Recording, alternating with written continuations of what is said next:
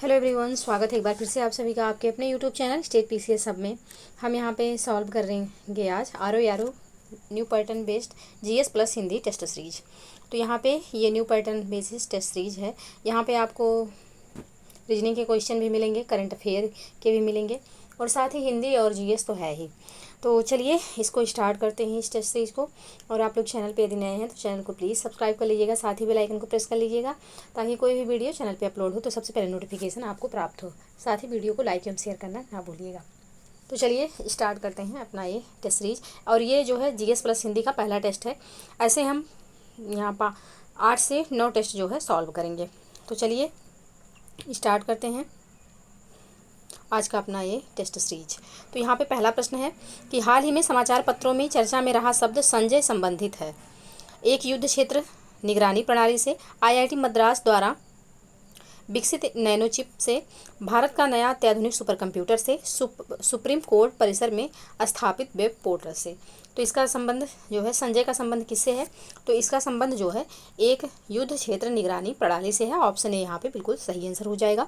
तो रक्षा मंत्री राजनाथ सिंह ने 24 जनवरी 2025 को साउथ ब्लॉक नई दिल्ली से संजय युद्ध क्षेत्र निगरानी प्रणाली को हरी झंडी दिखाई है। संजय एक स्वचालित प्रणाली है जो सभी जमीनी और हवाई युद्ध क्षेत्र सेंसर से जानकारी को एकीकृत करती है। तो ऑप्शन ए यहाँ पे बिल्कुल सही आंसर हो जाएगा। नेक्स्ट प्रश्न है निम्नलिखित में से कौन सही सुमेलित नहीं है? समुद्र पर बना पहला कांच पुल तमिलनाडु, लगातार दूसरी बार great place to work award steel authority of India SAIL India, DVS bank के सीईओ रजत वर्मा, जनवरी 2025 में आतंकवादी हमले की घटना न्यू ऑरलियंस फ्रांस। तो यहाँ पे कौन सा ऐसा है जो कि सुमेलित नहीं है? तो ऑप्शन डी जो दिया हुआ है कि जनवरी 2025 में आतंकवादी हमले की घटना न्यू ऑरलियंस फ्रांस, ये यहाँ पे सही सुमेलित नहीं है। तो ऑप्शन डी इसका सही आंसर हो जाएगा, क्योंकि हाल ही में जनवरी 2025 में अमेरिका के न्यू ऑरलियंस शहर में आतंकवादी हमला हुआ था। तो यहाँ पे ऑप्शन डी जो है सही नहीं है, क्योंकि यहाँ पे फ्रांस दिया हुआ है, अमेरिका में हुआ था ना कि फ्रांस में। तो ऑप्शन डी यहाँ पे सही है प्रश्न के अनुसार, यानी कि ये यहाँ पे सुमेलित नहीं है। शेष ये तीनों युग्म जो है ये सुमेलित हैं। तो यहाँ पे आपको 4 करंट अफेयर का पॉइंट मिल जाएगा। ये पीडीएफ जो है हम टेलीग्राम चैनल पे अपलोड कर देंगे, वहाँ से आप लोग इसको डाउनलोड कर लीजिएगा। तो चलिए यहाँ पे आगे बढ़ते हैं। तो ऑप्शन डी इसका सही आंसर हो जाएगा।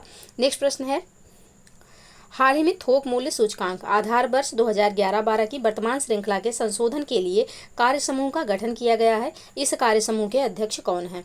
तो इस कार्य समूह के जो अध्यक्ष हो जाएंगे ये प्रोफेसर रमेश चंद्र हो जाएंगे। ऑप्शन डी यहाँ पे सही आंसर होगा। तो भारत सरकार ने थोक मूल्य सूचकांक के आधार वर्ष 2011-12 से 2022-23 तक करने के लिए एक कार्य समूह गठित करने का निर्णय लिया है। प्रोफेसर रमेश चंद्र इस कार्य समूह के अध्यक्ष चुने गए हैं। इस कार्य समूह में कुल 18 व्यक्ति हैं, जिसमें से 17 सदस्य और 1 अध्यक्ष हैं। इसको याद रखिएगा। तो ऑप्शन डी यहाँ पे सही आंसर हो जाएगा। नेक्स्ट प्रश्न है हाल ही में जनवरी 2025 में आयुष्मान भारत प्रधानमंत्री जन आरोग्य योजना को लागू करने वाला राज्य कौन सा है? उत्तर प्रदेश, मध्य प्रदेश, पश्चिम बंगाल या फिर उड़ीसा? तो इसका जो सही आंसर हो जाएगा यह हो जाएगा option D Orissa. Option D यहाँ पे सही आंसर होगा। तो केंद्रीय स्वास्थ्य मंत्रालय के राष्ट्रीय स्वास्थ्य प्राधिकरण द्वारा उड़ीसा सरकार के स्वास्थ्य एवं परिवार कल्याण विभाग के साथ समझौता ज्ञापन पर हस्ताक्षर किए जाने के बाद उड़ीसा आयुष्मान भारत प्रधानमंत्री जन आरोग्य योजना को लागू करने वाला 34वां, ये भी याद रखिएगा, 34वां राज्य बना है उड़ीसा। तो यहाँ पे ऑप्शन डी इसका सही आंसर हो जाएगा। नेक्स्ट प्रश्न है भारत मोबिलिटी ग्लोबल एक्सपो 2025 के संदर्भ में निम्नलिखित कथनों पर विचार कीजिए तथा सत्य कथन चुनिए। तो यहाँ पे पहला कथन दिया हुआ है कि इसका आयोजन 17 से 22 जनवरी 2025 तक 3 अलग अलग स्थानों यानी कि नई दिल्ली में किया गया है। नई दिल्ली के 3 अलग अलग स्थानों में किया गया है। दूसरा कथन है कि इसका उद्घाटन राष्ट्रपति द्रौपदी मुर्मू ने किया है। तीसरा कथन है कि पीएम ई ड्राइव योजना का संबंध इलेक्ट्रिक वाहनों की खरीद बिक्री में सहायता प्रदान करने से है। तो कौन सा कथन यहाँ पे सही है, क्योंकि प्रश्न में पूछा गया कौन सा कथन सत्य है। तो इसका जो सही आंसर हो जाएगा यह हो जाएगा ऑप्शन डी। सभी कथन यहाँ पे बिल्कुल सही हैं। ऑप्शन डी इसका सही आंसर होगा। नेक्स्ट प्रश्न है हाल ही में किस देश ने HMPV वायरस का फैलाव हुआ है? हाल ही में किस देश में, यहाँ पे में होगा किस देश में HMPV वायरस का फैलाव हुआ है? तो यहाँ पे इसका जो सही आंसर हो जाएगा यह हो जाएगा चीन में। ऑप्शन सी यहाँ पे सही आंसर होगा।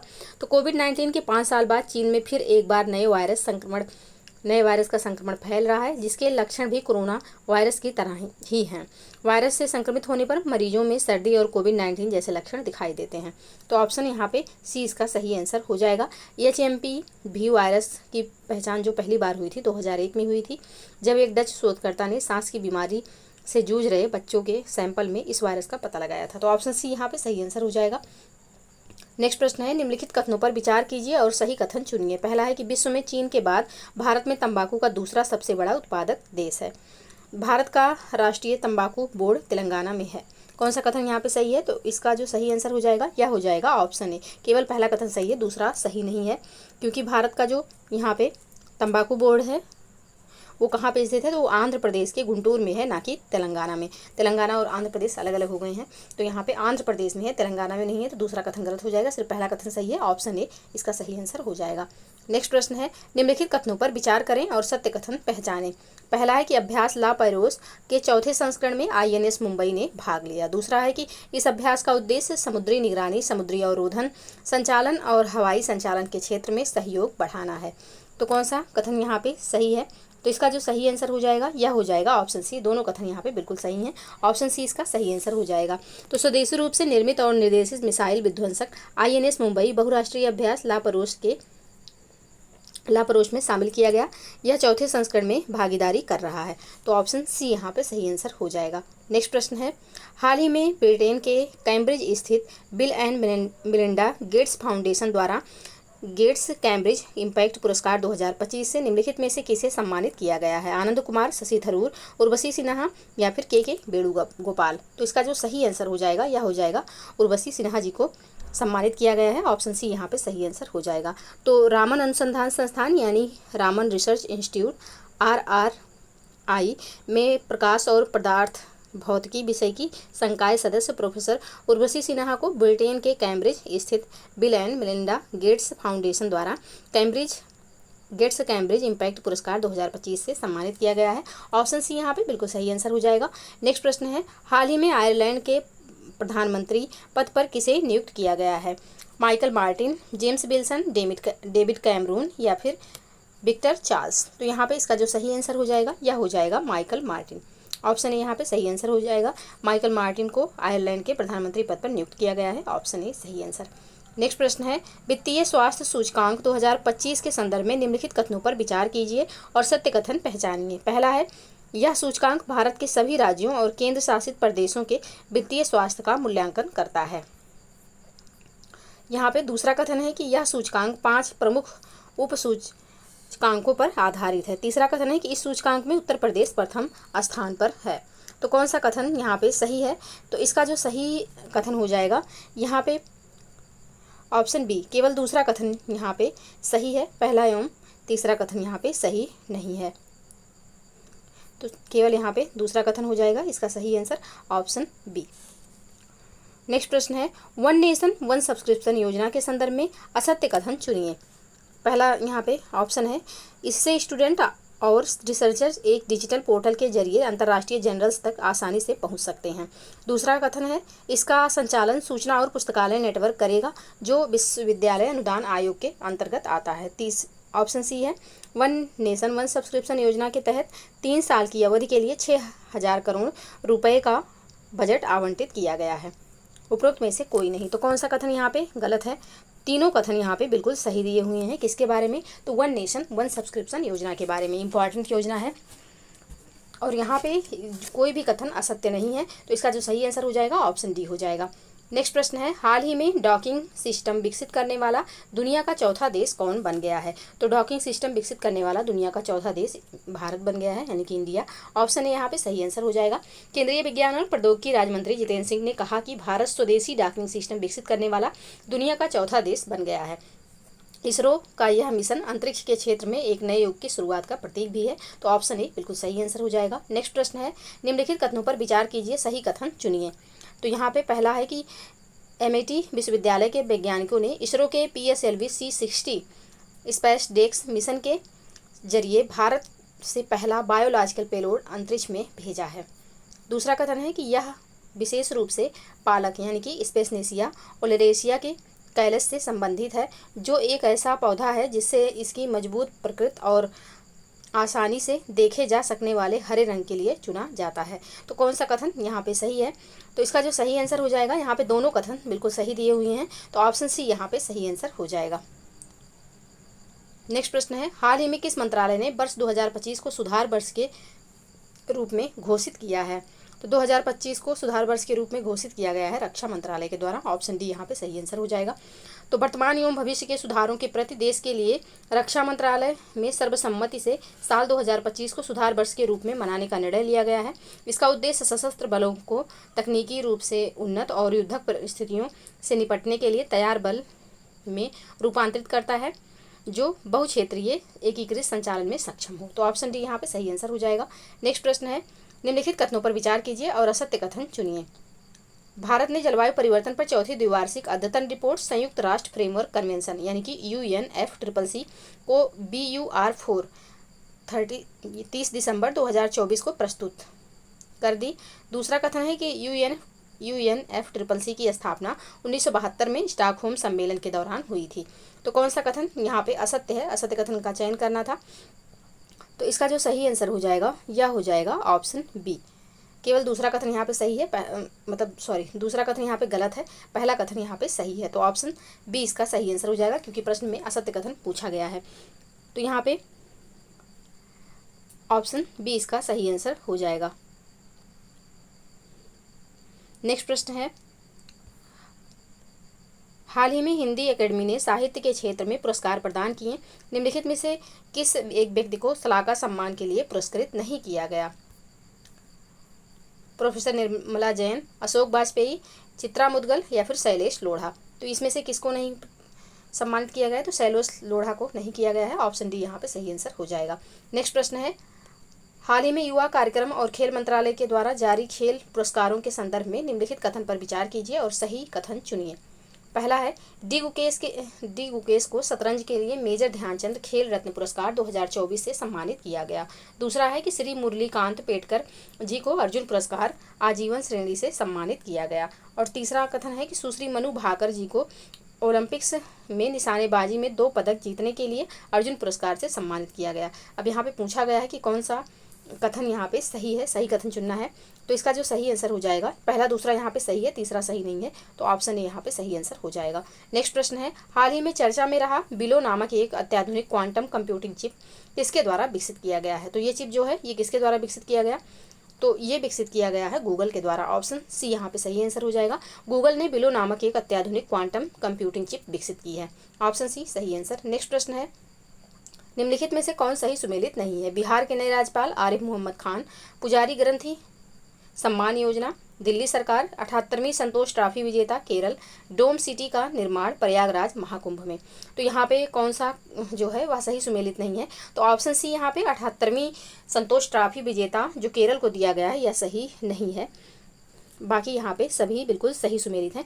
पश्चिम बंगाल ने केरल को हराकर, ये जो 78वीं संतोष ट्रॉफी विजेता है ये पश्चिम बंगाल है। पश्चिम बंगाल ने केरल को हरा करके ये ट्रॉफी अपने नाम की। तो यहाँ पे ऑप्शन सी असत्य हो जाएगा, क्योंकि प्रश्न में यही पूछा गया है। तो ऑप्शन सी इसका सही आंसर होगा। शेष युग्म बिल्कुल सही सुमेलित हैं। नेक्स्ट प्रश्न है, logistic ease across different states LEADS 2024 report के संदर्भ में निम्नलिखित कथनों पर विचार कीजिए और सही कथन चुनिए। पहला कथन है, यह रिपोर्ट केंद्रीय वाणिज्य एवं उद्योग मंत्री श्री पीयूष गोयल ने दिल्ली में जारी की। दूसरा है कि यह रिपोर्ट का 5वां संस्करण है। तीसरा है कि भूमिबद्ध समूह में उपलब्धियां हासिल करने वाले राज्य केवल हरियाणा और उत्तर प्रदेश हैं। चौथा कथन है कि केंद्र शासित प्रदेश में उपलब्धियां हासिल करने वाले राज्य केवल चंडीगढ़ और दिल्ली हैं। तो इसका जो सही आंसर हो जाएगा क्या होगा? सही कथन का यहाँ पे चुनाव करना था। तो इसका जो सही आंसर होगा, पहला एवं चौथा कथन यहाँ पे सही है, दूसरा तीसरा गलत है। तो ऑप्शन सी इसका सही आंसर हो जाएगा। नेक्स्ट प्रश्न है, 38वें राष्ट्रीय खेल का आयोजन कहाँ किया जाएगा? तो 38वें राष्ट्रीय खेल का आयोजन जो है ये कहाँ किया जाएगा? तो ये किया जाएगा उत्तराखंड में। ऑप्शन डी यहाँ पे सही आंसर हो जाएगा। तो 38वें राष्ट्रीय खेल रजत जयंती वर्ष के दौरान उत्तराखंड के देहरादून में आयोजित किए जा रहे हैं। ये खेल 28 जनवरी से 28 जनवरी से 14 फरवरी तक उत्तराखंड के 8 जिलों के 11 शहरों में आयोजित किया गया। तो ऑप्शन डी यहाँ पे सही आंसर हो जाएगा। नेक्स्ट प्रश्न है, हाल ही में आयोजित राष्ट्रीय बाल विज्ञान कांग्रेस के संदर्भ में असत्य कथन चुनिए। पहला है, यह 21वीं राष्ट्रीय बाल विज्ञान कांग्रेस थी जिसका आयोजन भोपाल में हुआ। दूसरा कथन है कि इस वर्ष का मुख्य विषय स्वास्थ्य और कल्याण के लिए पारिस्थितिकी तंत्र को समझना है। तो यहाँ पे इसका जो सही आंसर हो जाएगा क्या होगा, तो इसका जो सही आंसर हो जाएगा यह हो जाएगा ऑप्शन ए। केवल पहला कथन सही है, दूसरा सही नहीं है। इसके जो विषय के बारे में दिया है विषय सही नहीं है, क्योंकि इसका जो विषय था क्या था,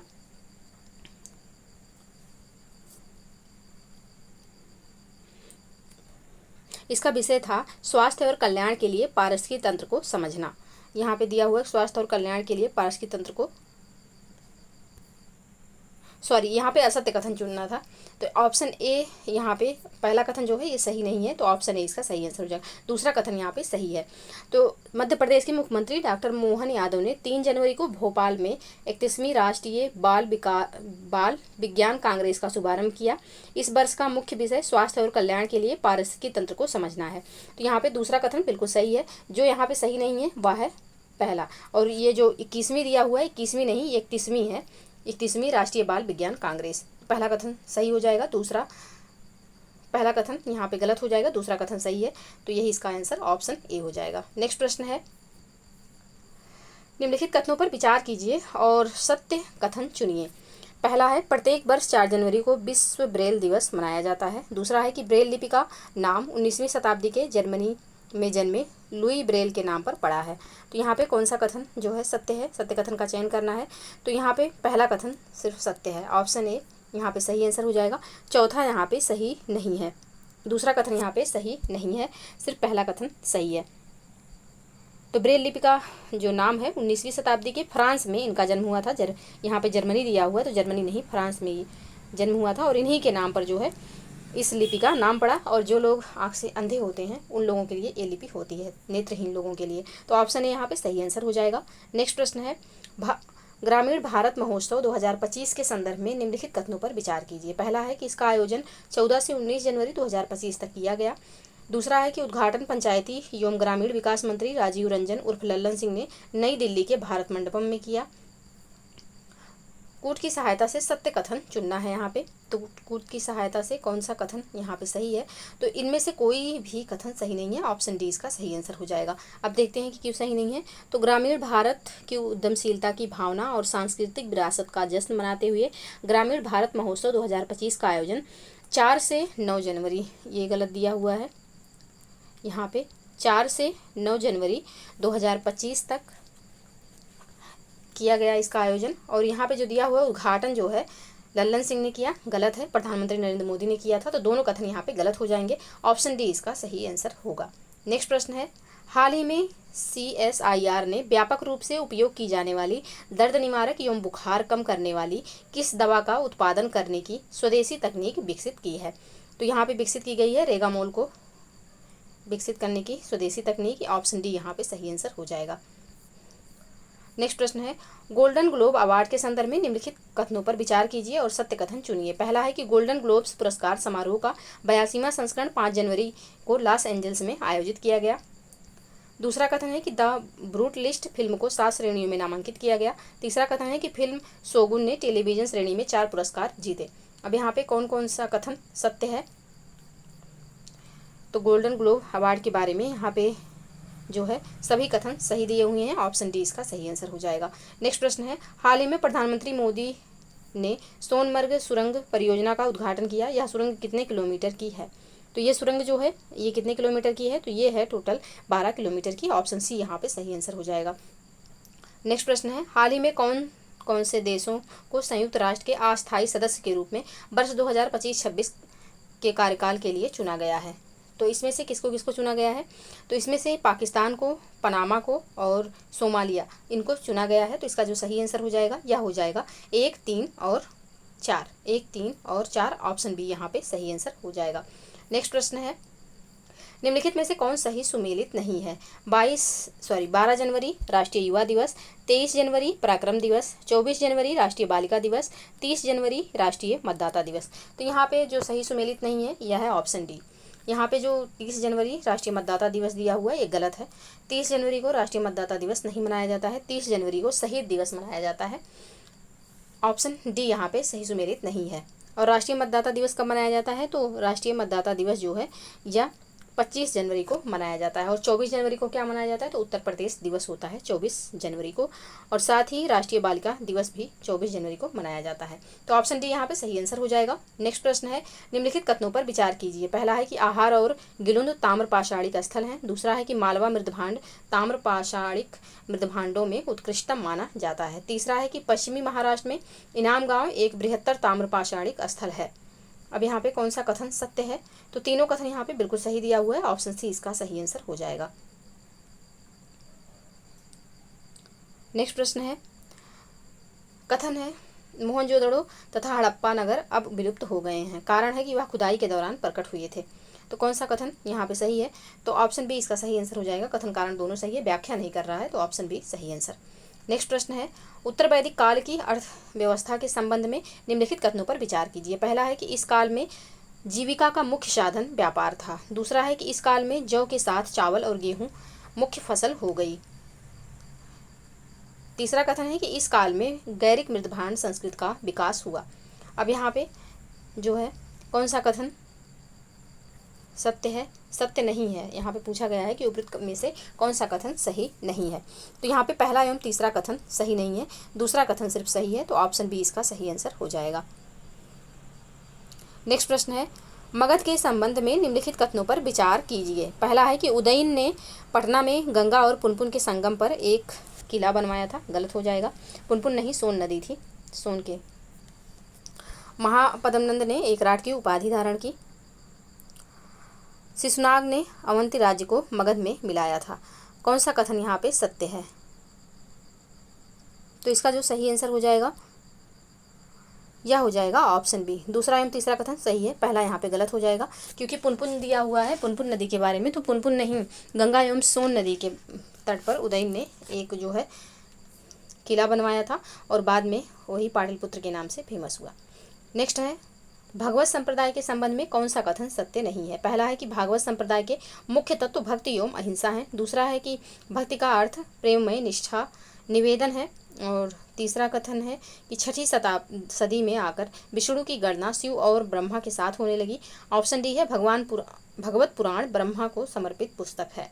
तो यहाँ पे कौन सा कथन सही नहीं है, तो ऑप्शन डी इसका सही आंसर हो जाएगा, क्योंकि भगवत पुराण जो है यह विष्णु जी को समर्पित है, ना कि ब्रह्मा को। तो यहाँ पे ऑप्शन डी सही नहीं है, यही इसका आंसर हो जाएगा। शेष युग में जो है बिल्कुल सही सुमेलित है। नेक्स्ट प्रश्न है, राजेंद्र चोल के संबंध में कौन सा कथन सत्य नहीं है। पहला है कि उसने तंजौर में राजराजेश्वर मंदिर का निर्माण करवाया। तो यहाँ पे पहला ही कथन गलत है, क्योंकि राजेंद्र चोल के जो ये तंजौर में राजराजेश्वर मंदिर का निर्माण हुआ था, ये राजराज ने कराया था, ना कि राजेंद्र चोल ने। तो यहाँ पे पहला कथन गलत हो जाएगा। शेष तीनों कथन जो है राजेंद्र चोल के बारे में बिल्कुल सही हैं। नेक्स्ट प्रश्न है, महमूद गजनबी के भारत पर आक्रमण के संबंध में कौन सा कथन सत्य नहीं है। उसने भारत पर 17 आक्रमण किए, बिल्कुल सही है। भारत में उसने लुटेरे के रूप में जाना जाता है, भारत में उसे लुटेरे के रूप में जाना जाता है, बिल्कुल सही है। उसने सबसे पहले राजस्थान के हिंदू शाही शासकों पर आक्रमण किया, ये गलत है। वह मुल्तान के मुसलमान राजाओं के विरुद्ध भी था। तो यहाँ पे ऑप्शन डी भी बिल्कुल सही है। ए सही है, बी सही है, यहाँ पे ऑप्शन सी सही नहीं है, यही इसका आंसर हो जाएगा। नेक्स्ट प्रश्न है, सल्तनत कालीन सैन्य व्यवस्था के संबंध में निम्नलिखित कथनों पर विचार कीजिए। पहला है कि अलाउद्दीन के पास 3 लाख सैनिक थे। दूसरा है कि अलाउद्दीन ने गांवों पर सैनिकों के हकों को बनाए रखा। तीसरा है कि अलाउद्दीन प्रत्येक घुड़सवार को 238 टंका देता था।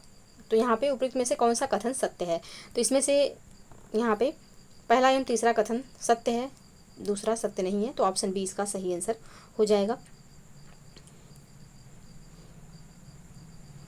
नेक्स्ट प्रश्न है, मालवा राज्य के संबंध में निम्नलिखित कथनों पर विचार कीजिए। पहला है कि मालवा की राजधानी मांडू थी। दूसरा कथन है कि जहाज महल धार में स्थित था। तीसरा है कि हिंडोला महल मांडू में स्थित था। कौन सा कथन सत्य है, तो इसमें से जो कथन सत्य है पहला एवं तीसरा सत्य हो जाएगा, दूसरा कथन यहाँ पे सत्य नहीं है। तो यहाँ पे ऑप्शन ए इसका सही आंसर होगा। नेक्स्ट प्रश्न है, तौहीद ए इलाही के संबंध में निम्नलिखित कथनों पर विचार कीजिए। पहला है कि यह हिंदू, ईसाई, पारसी धर्म का मिश्रण था। दूसरा है कि इसका अर्थ, दूसरा कथन है कि इसका अर्थ एक ईश्वरवाद होता है। तीसरा है कि इसमें अकबर का प्रिय सिद्धांत अल्लाह अकबर शामिल था। उपरोक्त में से कौन सा कथन सत्य है? तो इसमें से जो है तीनों कथन सत्य हैं। ऑप्शन डी इसका सही आंसर हो जाएगा। ऑप्शन डी यहाँ पे सही आंसर। नेक्स्ट प्रश्न है, बाजीराव प्रथम के संबंध में निम्नलिखित कथन पर विचार कीजिए। पहला कथन है कि उसे शिवाजी के बाद गुरिल्ला युद्ध का सबसे बड़ा प्रतिपादक कहा जाता है। दूसरा है कि जीवन भर उसने दक्कन में बुरहान उल मुल्क की शक्ति को नियंत्रित करने की कोशिश की। तीसरा है कि बाजीराव ने 1733 ईस्वी में जंजीरा के सिद्दियों के विरुद्ध एक अभियान किया था। कौन सा कथन यहाँ पे सत्य है? तो पहला एवं तीसरा कथन सत्य है, दूसरा सही नहीं है। तो ऑप्शन ए इसका सही आंसर हो जाएगा। नेक्स्ट प्रश्न है, डच ईस्ट इंडिया कंपनी के विषय में कौन सा कथन असत्य है? पहला यहाँ पे ऑप्शन ए है कि डच ईस्ट इंडिया कंपनी की स्थापना 1604 ईस्वी में हुई थी। दूसरा ऑप्शन बी, डच संसद ने एक चार्टर के द्वारा कंपनी को युद्ध एवं संधि करने तथा किले बनाने के अधिकार दे दिए थे। ऑप्शन सी है कि डचों की व्यापारिक रुचि भारत में नहीं बल्कि इंडोनेशिया के मसाला उत्पादकों में थी। ऑप्शन डी है कि 1658 ईस्वी में डच ईस्ट इंडिया कंपनी ने श्रीलंका को विजित किया था।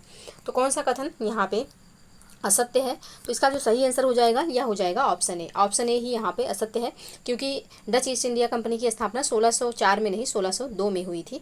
तो ऑप्शन ए यहाँ पे सही आंसर हो जाएगा। अब शेष तीनों युग्म बिल्कुल सही हैं। नेक्स्ट प्रश्न है, नील विद्रोह के संबंध में कौन सा कथन असत्य है? तो नील विद्रोह के संबंध में पहला कथन जो दिया हुआ है कि यह गुजरात में हुआ था, यही कथन यहाँ पे असत्य है, क्योंकि नील विद्रोह 1859 में गुजरात में नहीं बल्कि बंगाल के नदिया जिले में हुआ था। तो ऑप्शन ए ही इसका सही आंसर हो जाएगा। शेष जो ऑप्शन है बिल्कुल सही है। नेक्स्ट प्रश्न है, निम्नलिखित कथनों पर विचार कीजिए। पहला कथन है यहाँ पे पीसी महालनोबिस ने भारत में सांख्यिकी के अध्ययन की ठोस नींव रखी थी। दूसरा कथन है श्रीनिवास रामानुजन 20वीं सदी के एक महान इंजीनियर थे। गलत है, गणितज्ञ थे। तीसरा है कि मोक्षगुंडम विश्वेश्वरैया ब्रिटिश शासनकाल के दौरान एक प्रसिद्ध गणितज्ञ एवं खगोल शास्त्री थे। तो यहाँ पे ये भी कथन सही नहीं है। क्यों? क्योंकि ये जो थे ये गणितज्ञ या खगोल शास्त्री नहीं थे, इंजीनियर थे। तो इसका जो सही आंसर हो जाएगा ये हो जाएगा ऑप्शन ए। केवल पहला कथन सही है, दूसरा एवं तीसरा गलत है। ऑप्शन ए सही आंसर।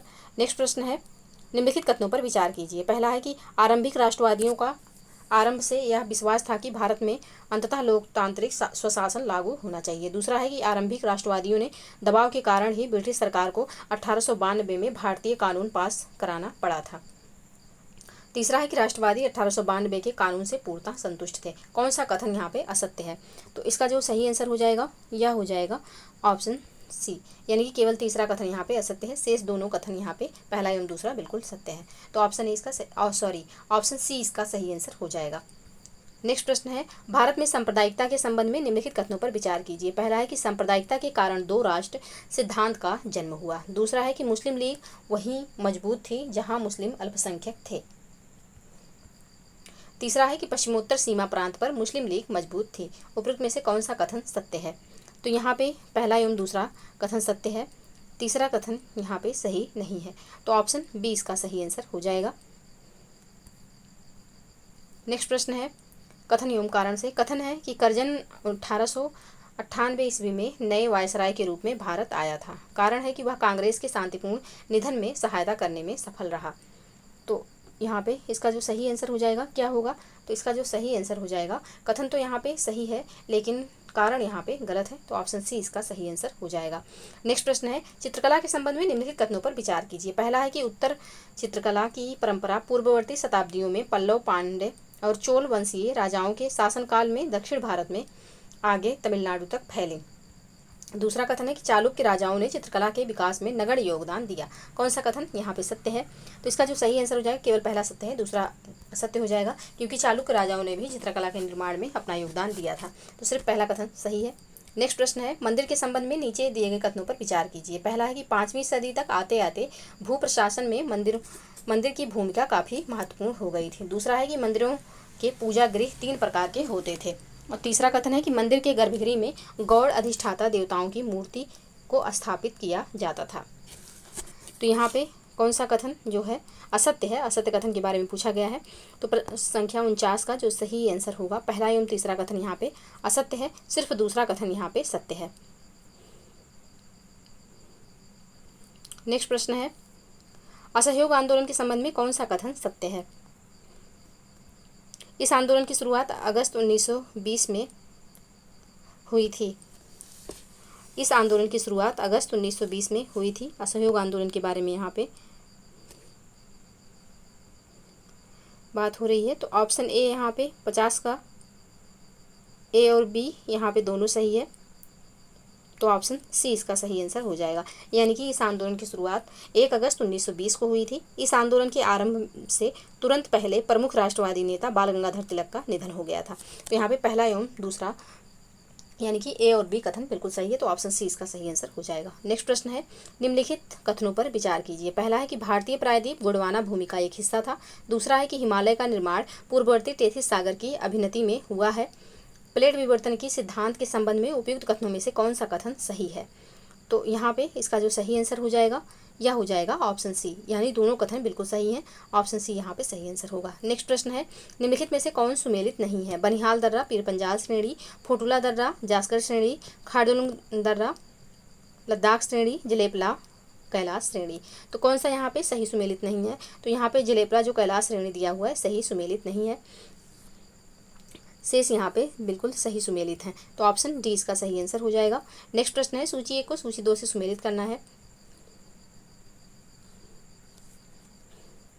तो लोकटक झील जो है यह मणिपुर में है। चिल्का जो है यह उड़ीसा में है। भीमताल, तो भीमताल जो है उत्तराखंड में मीठे पानी की झील है। पुलिकट जो है आंध्र प्रदेश और तमिलनाडु की सीमा पर है। तो इसका जो सही कोड होगा यह हो जाएगा 2 1 3 4, 2 1 3 4।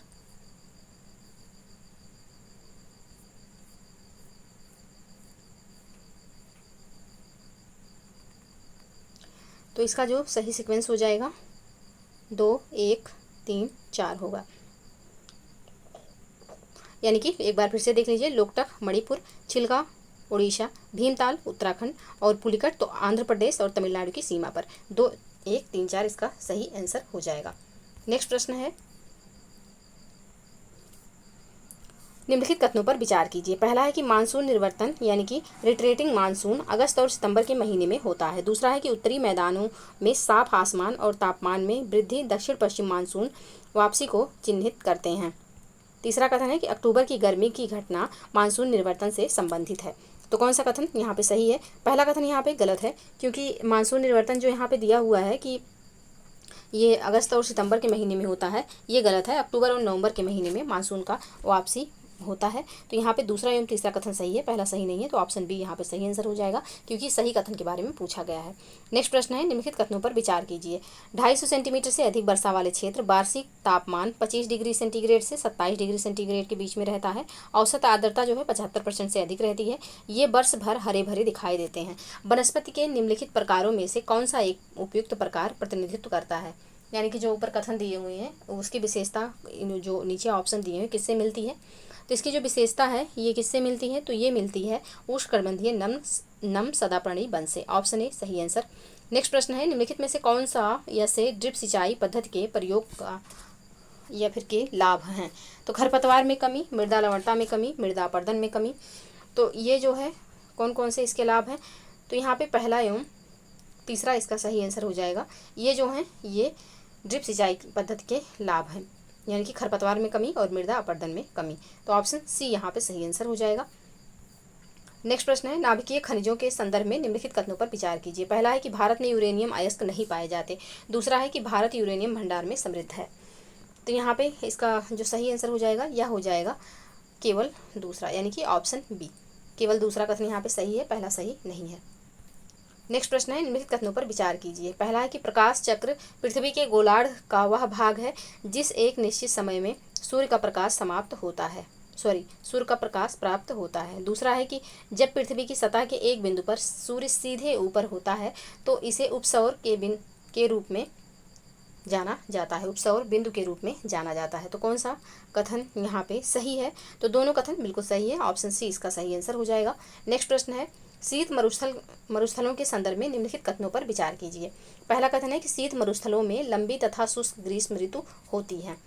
दूसरा कथन है कि ध्रुवीय मरुस्थलों की तरह ये मरुस्थल वर्ष भर ठंडे नहीं रहते हैं। और तीसरा कथन है कि ये मरुस्थल समशीतोष्ण क्षेत्रों में अत्यधिक ऊंचाई तथा वृष्टि छाया क्षेत्र में पाए जाते हैं। तो कौन सा कथन यहाँ पे सही है? सही कथन यहाँ पे पूछा गया है। तो इसका जो सही आंसर हो जाएगा यह हो जाएगा ऑप्शन सी। दूसरा एवं तीसरा कथन यहाँ पे सही है, पहला सही नहीं है, तो ऑप्शन सी इसका सही आंसर हो जाएगा। नेक्स्ट प्रश्न है, यहाँ पे सुमेलित करना है। झूम कृषि यानी कि स्थानांतरणशील कृषि के बारे में दिया हुआ है और दूसरी तरफ देश दिया हुआ है। मोस्ट इंपॉर्टेंट है, इसको याद कर लीजिएगा।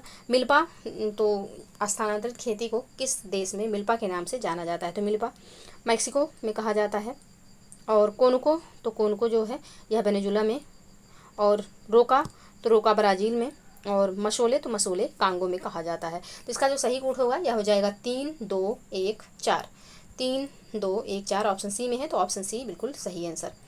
नेक्स्ट प्रश्न है, हरित ऊर्जा गलियारा परियोजना के संदर्भ में निम्नलिखित कथनों पर विचार कीजिए। पहला है, इसके अंतर्गत राष्ट्रीय राजमार्गों सहित सभी विद्युत बल्बों को सौर ऊर्जा बल्बों में परिवर्तित किया जाएगा।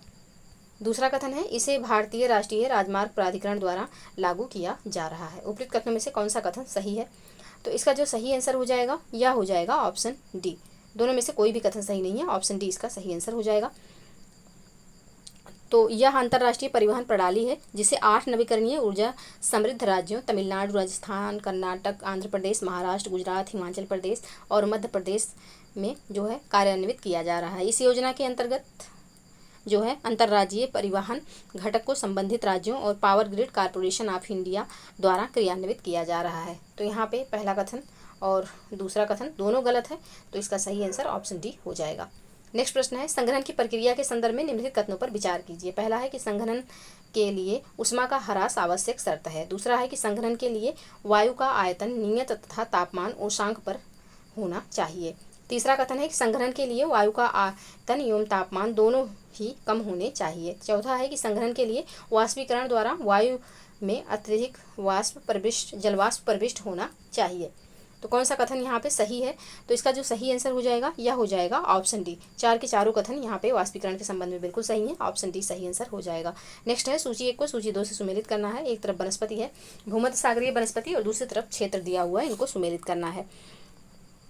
तो यहाँ पे चैपरल जो है या कैलिफोर्निया, उत्तरी अमेरिका के कैलिफोर्निया रीजन में भूमध्य सागरीय वनस्पति जो है उसको चैपरल कहा जाता है। तो ए का हो जाएगा पहला। माकी जो है, माकी यहाँ पे दक्षिणी यूरोप में माकी कहा जाता है। दक्षिणी यूरोप यानी कि भूमध्य सागर वाला क्षेत्र जो है उस एरिया में इसको माकी कहा जाता है। तो बी का दूसरा हो जाएगा। फिनवास, तो फिनवास जो है यह दक्षिण अफ्रीका में कहा जाता है। और दक्षिण अफ्रीका में कौन सा तट? तो दक्षिण अफ्रीका में पश्चिमी तट पर, दक्षिण अफ्रीका महाद्वीप नहीं, दक्षिण अफ्रीका जो देश है उसके बारे में बात हो रही है, उसके पश्चिमी तट पर भूमध्य सागरीय जलवायु पाई जाती है। और साथ ही माले और स्क्रब्स जो है मैलीगुल्म, ये ऑस्ट्रेलिया में पाया जाता है। और साथ ही ये भी याद रखिएगा, अगर भूमध्य सागरीय जलवायु के बारे में पूछा जाए तो ये महाद्वीपों के पश्चिमी तट पर ही पाए जाते हैं, तो याद रखिएगा इसको। तो इसका जो सही कूट हो जाएगा 1, 2, 3, 4 हो जाएगा, ऑप्शन ए बिल्कुल सही आंसर। नेक्स्ट प्रश्न है, कथन है भूमध्य सागरीय जलवायु के क्षेत्र में वर्षा शीत ऋतु में होती है। कारण है कि गर्मियों में ये क्षेत्र शुष्क स्थलीय हवाओं के प्रभाव में रहते हैं। नीचे दिए गए कूट का प्रयोग करके सही उत्तर का यहाँ पे चयन करना है। तो कौन सा सही हो जाएगा? तो ऑप्शन डी यहाँ पे सही है। कथन कारण दोनों सही है और व्याख्या भी कर रहा है। नेक्स्ट प्रश्न है, निम्नलिखित कथनों पर विचार कीजिए। पहला है कि न्यूगिनी और ऑस्ट्रेलिया के केप यार्क प्रायद्वीप को बास जल संधि द्वारा पृथक करता है। दूसरा है कि ब्रोकेन हिल्स ऑस्ट्रेलिया में स्थित है जो चांदी उत्खनन के लिए प्रसिद्ध है। तीसरा कथन है कि ऑस्ट्रेलिया पूर्णतया दक्षिण गोलार्ध में स्थित है। तो इसका जो है कौन सा कथन सत्य है पूछा गया है। तो इसका जो सही आंसर हो जाएगा यह हो जाएगा ऑप्शन बी। दूसरा तीसरा कथन तो यहाँ पे सही है, लेकिन पहला कथन सही नहीं है, ऑप्शन बी यहाँ पे सही आंसर हो जाएगा। जो बॉस जल संधि है ये तस्मानिया को ऑस्ट्रेलिया से अलग करती है, ना कि न्यूगिनी और ऑस्ट्रेलिया को। तो यहाँ पे पहला कथन गलत है, दूसरा तीसरा सही, ऑप्शन बी सही आंसर। नेक्स्ट प्रश्न है, सूची 1 को सूची 2 से सुमेलित करना है। एक तरफ ज्वालामुखी है और दूसरी तरफ उनसे संबंधित देश दिए हुए हैं, इनको सुमेलित करना है। तो यहाँ पे एटना जो है ये जो ज्वालामुखी है किससे संबंधित है? तो ये सिसिली द्वीप पर स्थित है एटना। ए का चौथा हो जाएगा। विसुवियस, तो विसुवियस जो है इसका जो सही आंसर हो जाएगा यह हो जाएगा इटली। और एरिबस, तो एरिबस जो है यह रॉस द्वीप पर स्थित है। और कोटोपैक्सी, तो कोटोपैक्सी जो है इक्वाडोर की है। तो इसका जो सही कोड होगा 4 3 1 और 2 हो जाएगा। 4 3 1 और 2 ऑप्शन बी में है, तो ऑप्शन बी इसका सही आंसर होगा। नेक्स्ट है सूची 1 को सूची 2 से सुमेलित करना है। विषुवत रेखीय क्षेत्र,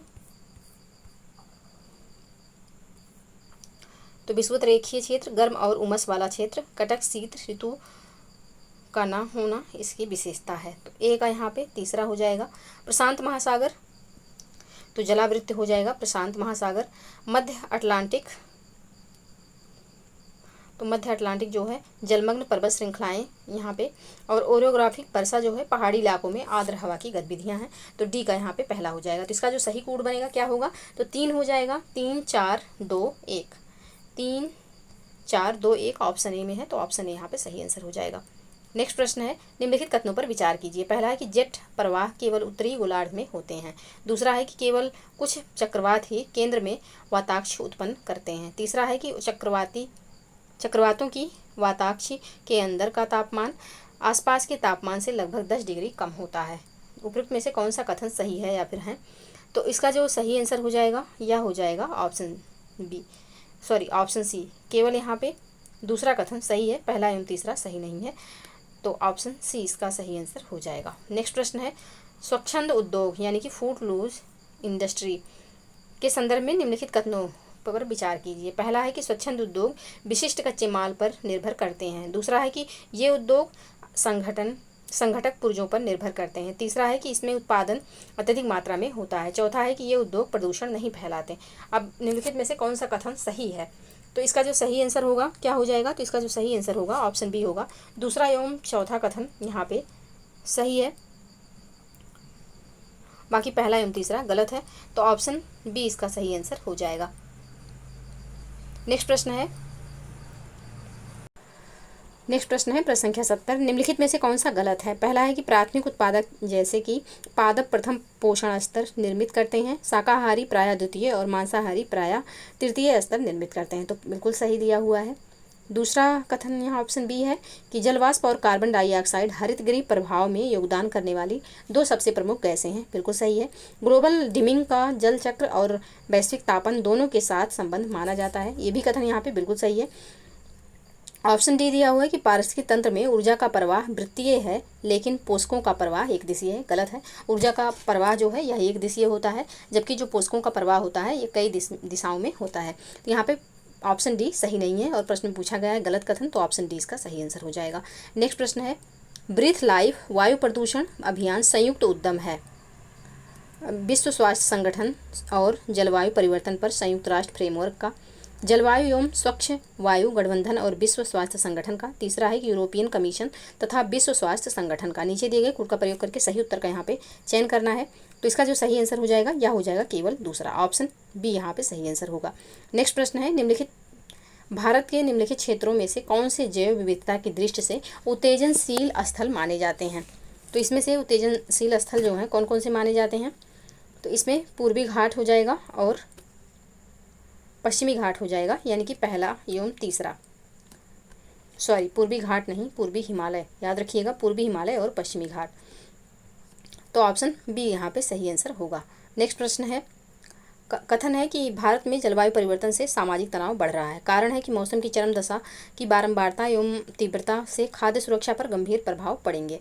तो कौन सा कथन यहाँ पे जो है सही है, कौन सा आंसर होगा, कौन सा ऑप्शन, तो इसका जो सही आंसर हो जाएगा ऑप्शन ए हो जाएगा। कथन कारण दोनों सही है और व्याख्या भी कर रहा है, तो ऑप्शन ए यहाँ पे बिल्कुल सही आंसर हो जाएगा। नेक्स्ट प्रश्न है निम्नलिखित कथनों पर विचार कीजिए। ग्रीन पीस की स्थापना 1971 में वैंकूवर कनाडा में की गई थी, जिसका मुख्यालय एम्स्टर्डम नीदरलैंड में है।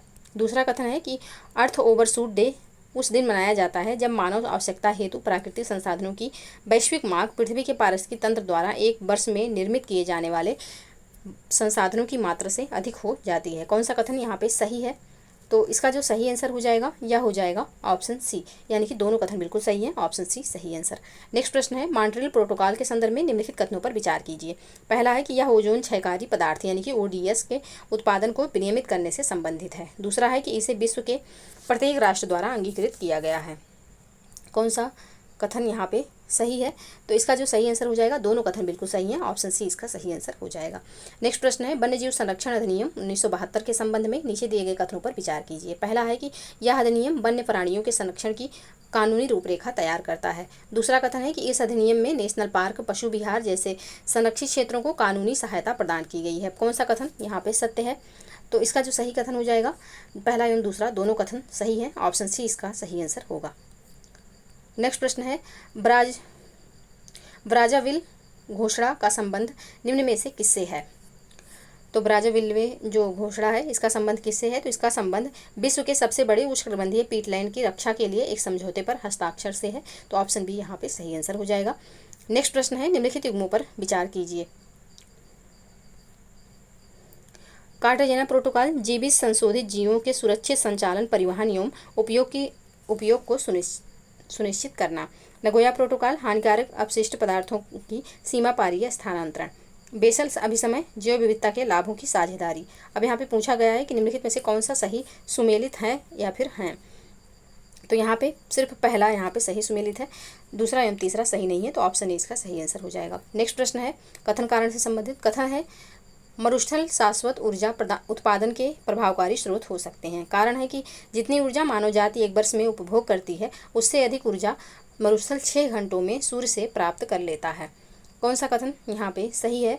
तो इसका जो सही आंसर हो जाएगा, ऑप्शन ए हो जाएगा। कथन कारण दोनों सही, व्याख्या भी कर रहा है, तो ऑप्शन ए यहाँ पे सही आंसर हो जाएगा। नेक्स्ट प्रश्न है, चेचू जनजाति के संदर्भ में निम्नलिखित कथनों पर विचार कीजिए। पहला है कि यह मुख्यतः पूर्वोत्तर राज्यों में निवास करती है। दूसरा है कि गैर जनजातीय समूहों से पूर्ण अलगाव के कारण इसके विकास संबंधी कार्यों में न्यून सफलता मिली है।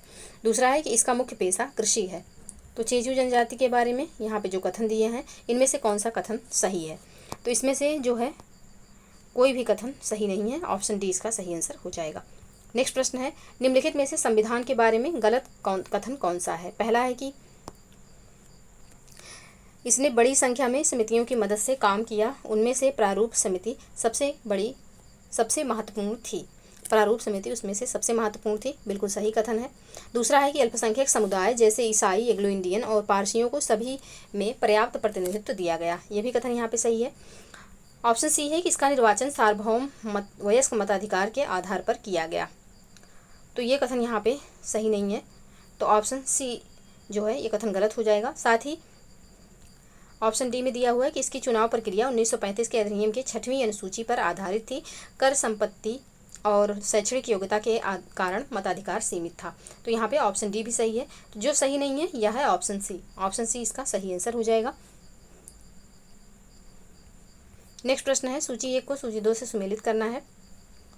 एक तरफ भारत के संविधान में उपबंध है और दूसरी तरफ उनका स्रोत दिया हुआ है। तो संविधान संशोधन जो है दक्षिण अफ्रीका से लिया हुआ है हमने, तो ए का हो जाएगा यहाँ पे। तीसरा, नीति निर्देशक तत्व तो आयरलैंड से, और राष्ट्रपति का आपात अधिकार ये कहाँ से लिया गया है? तो ये जर्मनी से लिया गया है। और राज्य संघराज संबंध तो ये लिया गया है कनाडा के संविधान से। तो इसका जो सही कूट होगा 3, 4, 1, 2 हो जाएगा। 3, 4, 1, 2 ऑप्शन बी में है, ऑप्शन बी बिल्कुल सही आंसर। नेक्स्ट प्रश्न है, भारतीय संविधान की उद्देशिका के संदर्भ में निम्नलिखित कथनों पर विचार कीजिए। पहला है कि उद्देशिका को संविधान की कुंजी कहा जाता है। दूसरा कथन है कि उद्देशिका के अनुसार संविधान में निहित समस्त शक्ति का स्रोत भारत के लोगों के द्वारा निर्वाचित प्रतिनिधि हैं और वह सर्वोच्च संप्रभुता धारण करते हैं।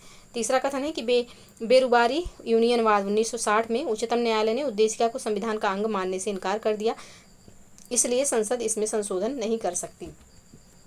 तो कौन सा कथन यहाँ पे सही है, इसका आंसर यहाँ पे करना है। तो इसका जो सही आंसर हो जाएगा यह हो जाएगा ऑप्शन डी। पहला एवं तीसरा कथन यहाँ पे सही है, दूसरा कथन यहाँ पे सही नहीं है।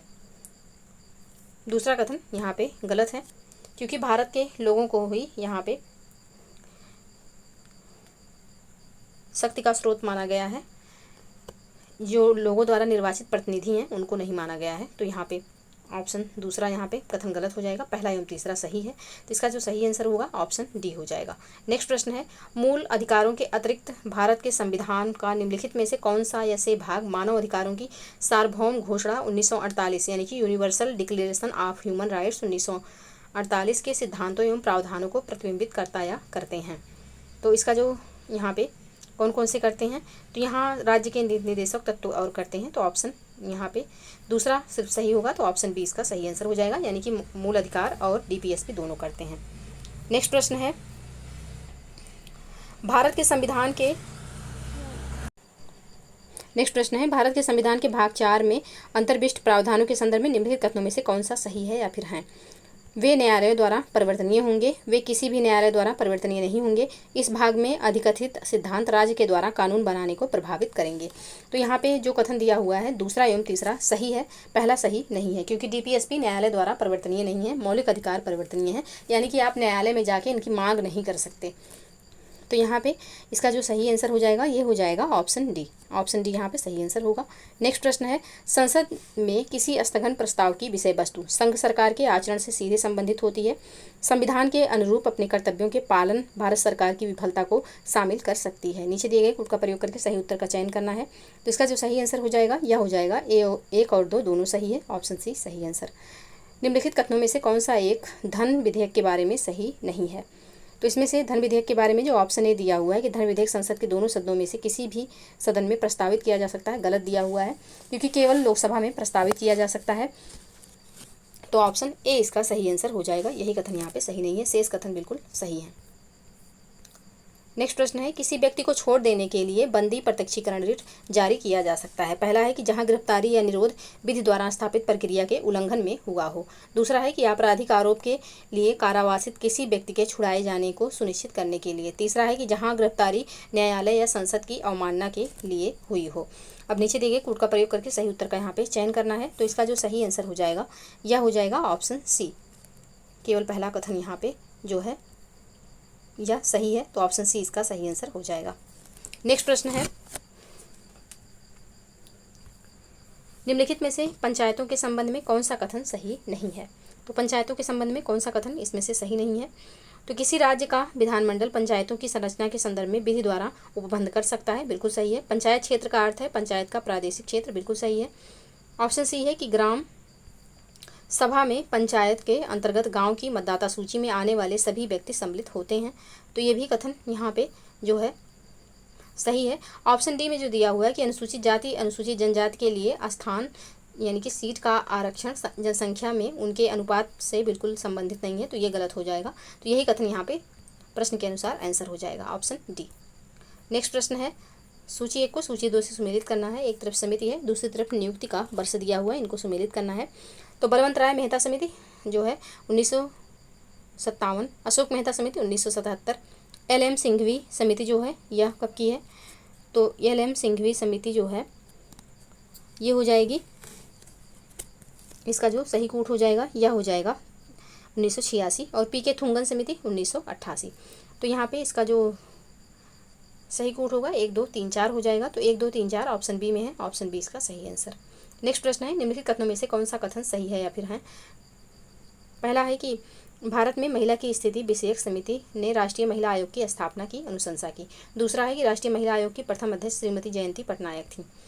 तीसरा कथन है कि इस आयोग का मुख्य कार्य महिलाओं के संवैधानिक एवं विधिक रक्षोपाय से संबंधित सभी मामलों का अध्ययन एवं मॉनिटरिंग करना है। नीचे दिए गए कोड का प्रयोग करके सही उत्तर का चयन करना है।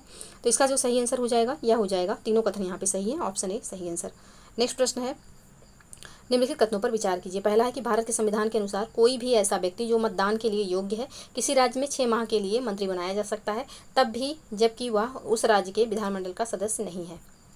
दूसरा कथन है, लोक प्रतिनिधित्व अधिनियम 1951 के अनुसार कोई भी व्यक्ति जो दांडिक अपराध के अंतर्गत दोषी पाया गया है और जिसे 5 वर्ष के लिए कारावास का दंड दिया गया है, चुनाव लड़ने के लिए अस्थायी तौर पर निर्हत हो जाता है, भले ही वह कारावास से मुक्त हो चुका हो।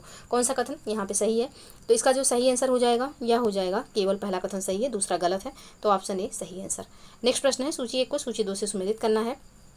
एक तरफ संविधान संशोधन है और दूसरी तरफ विषय वस्तु दिया हुआ है और इनको सुमेलित करना है।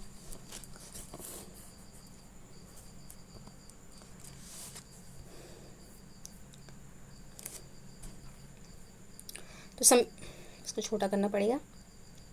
संविधान का 69वां संशोधन, संविधान अधिनियम 1991 यानी कि 69वां संशोधन।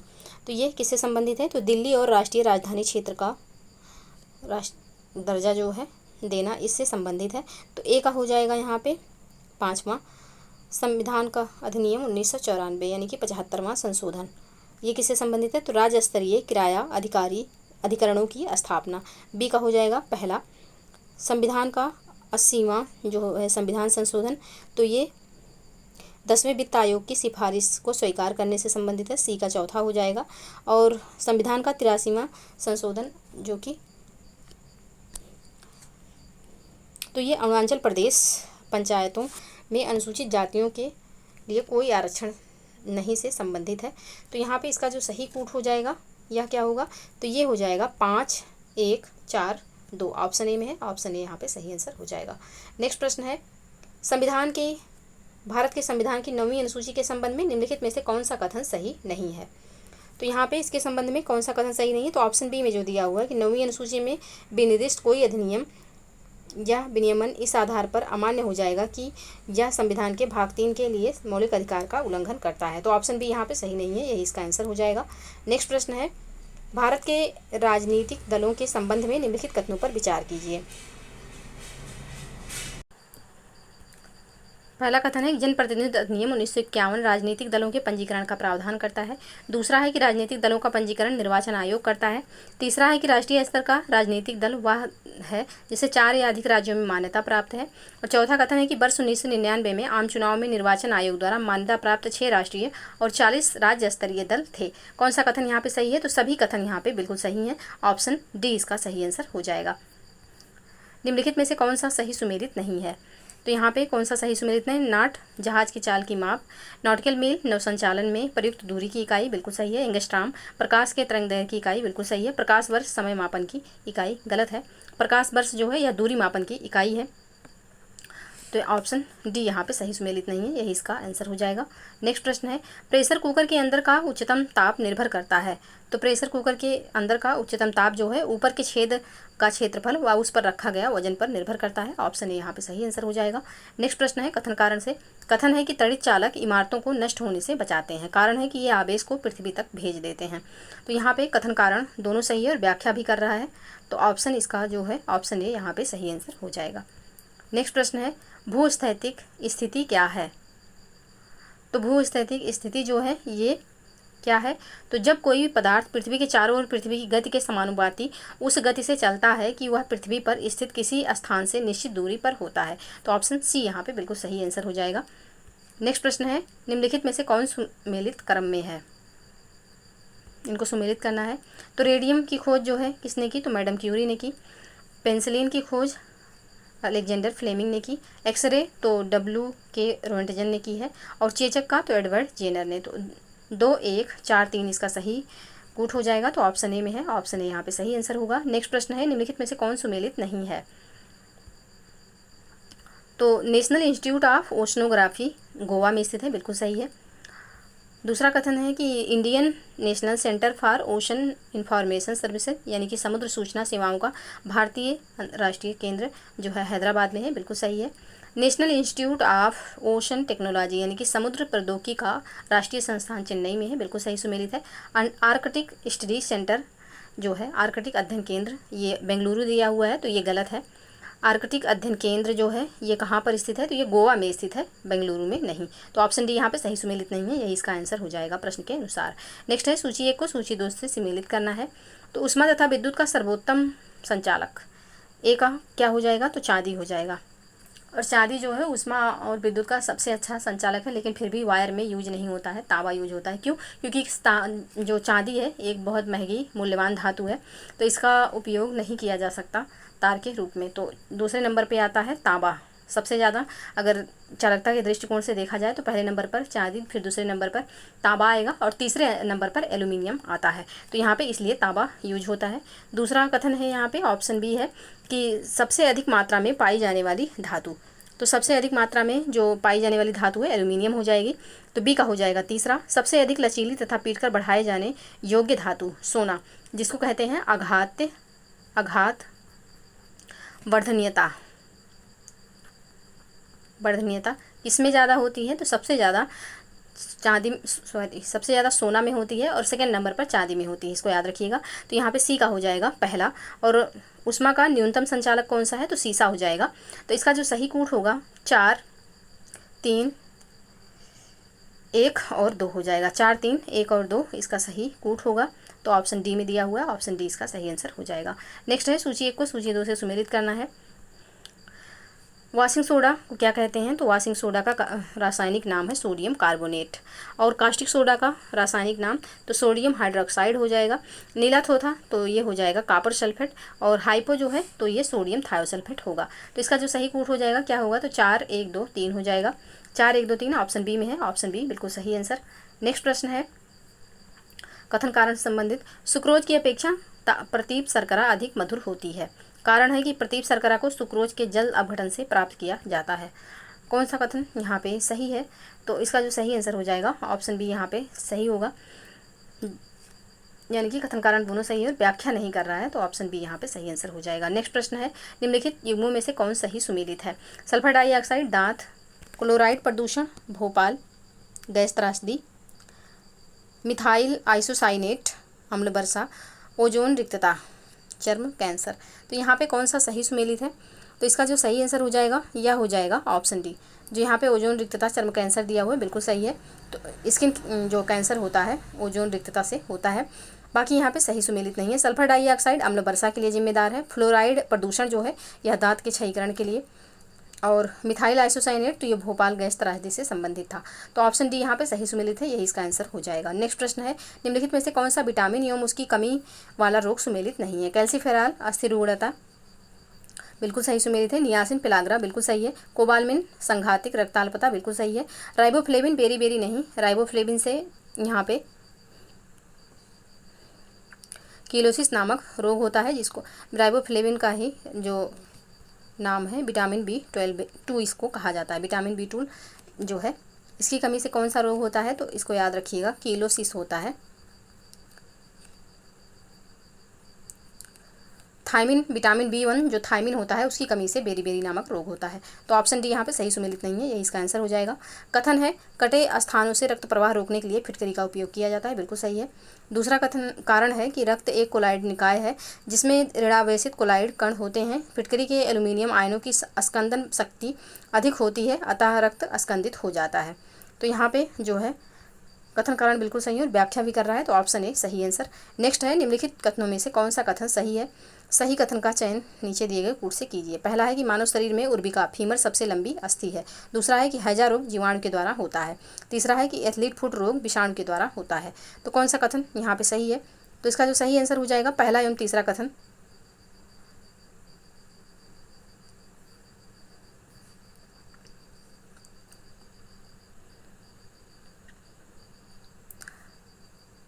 हाँ, पहला एवं दूसरा कथन यहाँ पे सही है और तीसरा कथन गलत है। ऑप्शन सी इसका सही आंसर हो जाएगा। ऑप्शन ऊपर नीचे हो गया है ना, इसी वजह से। तो पहला दूसरा सही है। एथलीट फुट रोग जो होता है यह कवक से होता है, ना कि विषाणु से। तो ये कवक से होता है, तो ऑप्शन यहाँ पे सी इसका सही आंसर हो जाएगा। नेक्स्ट है सूची 1 को सूची 2 से सुमेलित करना है। हड्डियों में उपस्थित यौगिक क्या है? तो हड्डियों में उपस्थित यौगिक कैल्शियम फास्फेट है। सिरका में उपस्थित अम्ल तो एसिटिक अम्ल हो जाएगा। दूध का खट्टापन लैक्टिक एसिड के कारण, और फलों का पकना तो एथिलीन के कारण हो जाएगा। तो इसका जो सही कूट होगा यह क्या हो जाएगा? तो यह हो जाएगा 4 3 1 2 ऑप्शन डी सही आंसर। नेक्स्ट प्रश्न है सूची 1 को सूची 2 से सुमेलित करना है। सिलिकॉन कार्बाइड जो है इसको कृत्रिम हीरा कहा जाता है। कार्बन तंतु तो ये वायुयान में यूज होता है। और कार्बन डाइऑक्साइड तो ये प्रकाश संश्लेषण में। और डाइफ्लोरो मीथेन जो है यह प्रशीतक के रूप में प्रयोग होता है। तो इसका जो सही कूट हो जाएगा क्या होगा? तो 3 4 1 2 इसका सही कूट हो जाएगा ऑप्शन बी। नेक्स्ट प्रश्न है निम्नलिखित कथन, यहाँ पे कथन कारण है से कथन है कि आर्थिक विकास के लिए एक बहुआयामी उपागम की आवश्यकता होती है। कारण है कि वर्तमान भारत सरकार मुख्यतः सूक्ष्म आर्थिक विषयों पर ध्यान केंद्रित कर रही है। कौन सा कथन यहाँ पे सही होगा? तो ऑप्शन सी इसका सही आंसर हो जाएगा। कथन सही है बट कारण सही नहीं है, तो ऑप्शन सी सही आंसर। निम्नलिखित घटनाओं पर विचार कीजिए और उन्हें कालानुक्रमानुसार व्यवस्थित कीजिए। तो नाबार्ड की स्थापना कब हुई? 1982 में। स्वयं सहायता समूह का बैंक लिंकेज कार्यक्रम कब का है? तो 1992 से 93 के बीच का है ये। और किसान क्रेडिट कार्ड तो 1998 से 99।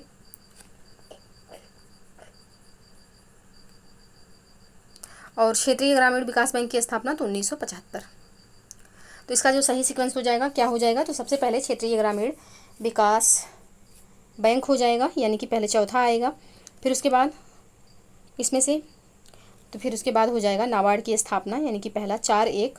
फिर उसके बाद हो जाएगा फिर उसके बाद हो जाएगा स्वयं सहायता समूह का बैंक लिंकेज, यानी कि दूसरा। और सबसे लास्ट में आएगा 1998 से 99 में क्रेडिट कार्ड योजना की मतलब क्रेडिट कार्ड योजना, किसान क्रेडिट कार्ड योजना का जो संचालन हुआ 1998 से 1999 में हुआ। तो यहाँ पे 4-1-2 और 3 इसका सही कूट बन जाएगा। तो 4-1-2-3 ऑप्शन ए में है, तो ऑप्शन ए इसका सही आंसर हो जाएगा। नेक्स्ट है सूची 1 को सूची 2 से सुमेलित करना है।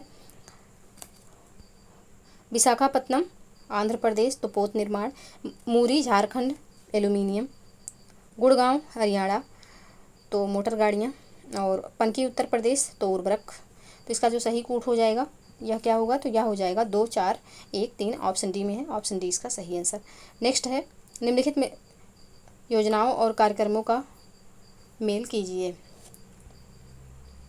तो प्रथम योजना इसमें जो है क्या रखा गया था, मुख्य उद्देश्य तो सामुदायिक विकास रखा गया था, ए का हो जाएगा दूसरा। द्वितीय योजना तो द्वितीय योजना में भारी तीव्र औद्योगिकरण था। तृतीय योजना आधारभूत उद्योगों का प्रसार। चतुर्थ योजना तो स्वावलंबन की प्राप्ति एवं स्थिरता के साथ समृद्धि। और पंचम योजना जो थी यह न्यूनतम आवश्यकता कार्यक्रम पर निर्भर थी। तो इसका जो सही कूट होगा 2-1-3-5 और 4 हो जाएगा। 2-1-3-5 और 4, तो 2-1-3-5 और 4 ऑप्शन डी में है, ऑप्शन डी इसका सही आंसर हो जाएगा। नेक्स्ट प्रश्न है, यहाँ पे सुमेलित करना है सूची 1 को सूची 2 से। कार्यक्रम है, दूसरी तरफ प्रारंभ वर्ष दिया हुआ है। तो अंधत्व नियंत्रण हेतु राष्ट्रीय कार्यक्रम 1976 का है। समन्वित बाल विकास योजना जो है 1975 का है। राष्ट्रीय कुष्ठ निवारण योजना जो है कब का है, तो राष्ट्रीय कुष्ठ निवारण योजना 1983 का है। और राष्ट्रीय ग्रामीण स्वास्थ्य योजना 2005 का है। तो इसका जो सही कूट होगा 2-1-4-3 हो जाएगा। तो 2-1-4-3 ऑप्शन सी में है, ऑप्शन सी सही आंसर। नेक्स्ट प्रश्न है सूची 1 को सूची 2 से सुमेलित कीजिए। कृषि श्रमिक सामाजिक सुरक्षा योजना 2001 का है। स्वर्ण जयंती ग्राम स्वरोजगार योजना 1999 का है। और रोजगार आश्वासन योजना कब का है, तो रोजगार आश्वासन योजना 1993। और प्रधानमंत्री ग्रामोदय योजना जो है ये कब की हो जाएगी, तो प्रधानमंत्री ग्रामोदय योजना जो हो जाएगी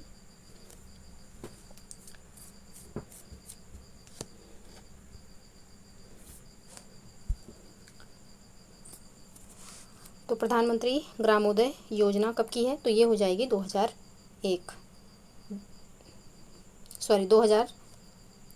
की हो जाएगी ये योजना। तो यहाँ पे क्या पूछा गया है, कूट तो है ही नहीं, तो इसका जो सही कूट बनेगा, पहले सुमेलित करते हैं फिर कूट बनाते हैं। कृषि श्रमिक सामाजिक सुरक्षा योजना कब की है, 2001 की हो जाएगी, यानी कि 4। स्वर्ण जयंती ग्राम स्वरोजगार योजना 1999। 3 रोजगार आश्वासन योजना 1993, सी का हो जाएगा दूसरा। और प्रधानमंत्री ग्रामोदय योजना तो यहाँ पे डी का हो जाएगा पहला। तो 4-3-2-1 इसका सही कूट होगा 4-3-2-1। नेक्स्ट प्रश्न है, निम्नलिखित कथनों पर विचार कीजिए। कथन है, गरीबी रेखा से नीचे के लोगों को अभिहित समूह के रूप में मानने की आवश्यकता है। कारण है कि इससे अभिकरणों लक्षित करने में सहूलियत होती है। इससे कार्यक्रमों और अभिकरणों को लक्षित करने में सहूलियत होती है। कौन सा कथन यहाँ पे सही है, तो ऑप्शन ए इसका सही आंसर होगा। कथन कारण दोनों सही और व्याख्या भी कर रहा है। नेक्स्ट है, निम्नांकित भारतीय अधिनियमों का सही कालानुक्रम क्या है, तो यहाँ पे MRTP एक्ट जो है कब का है, तो 1969 का है।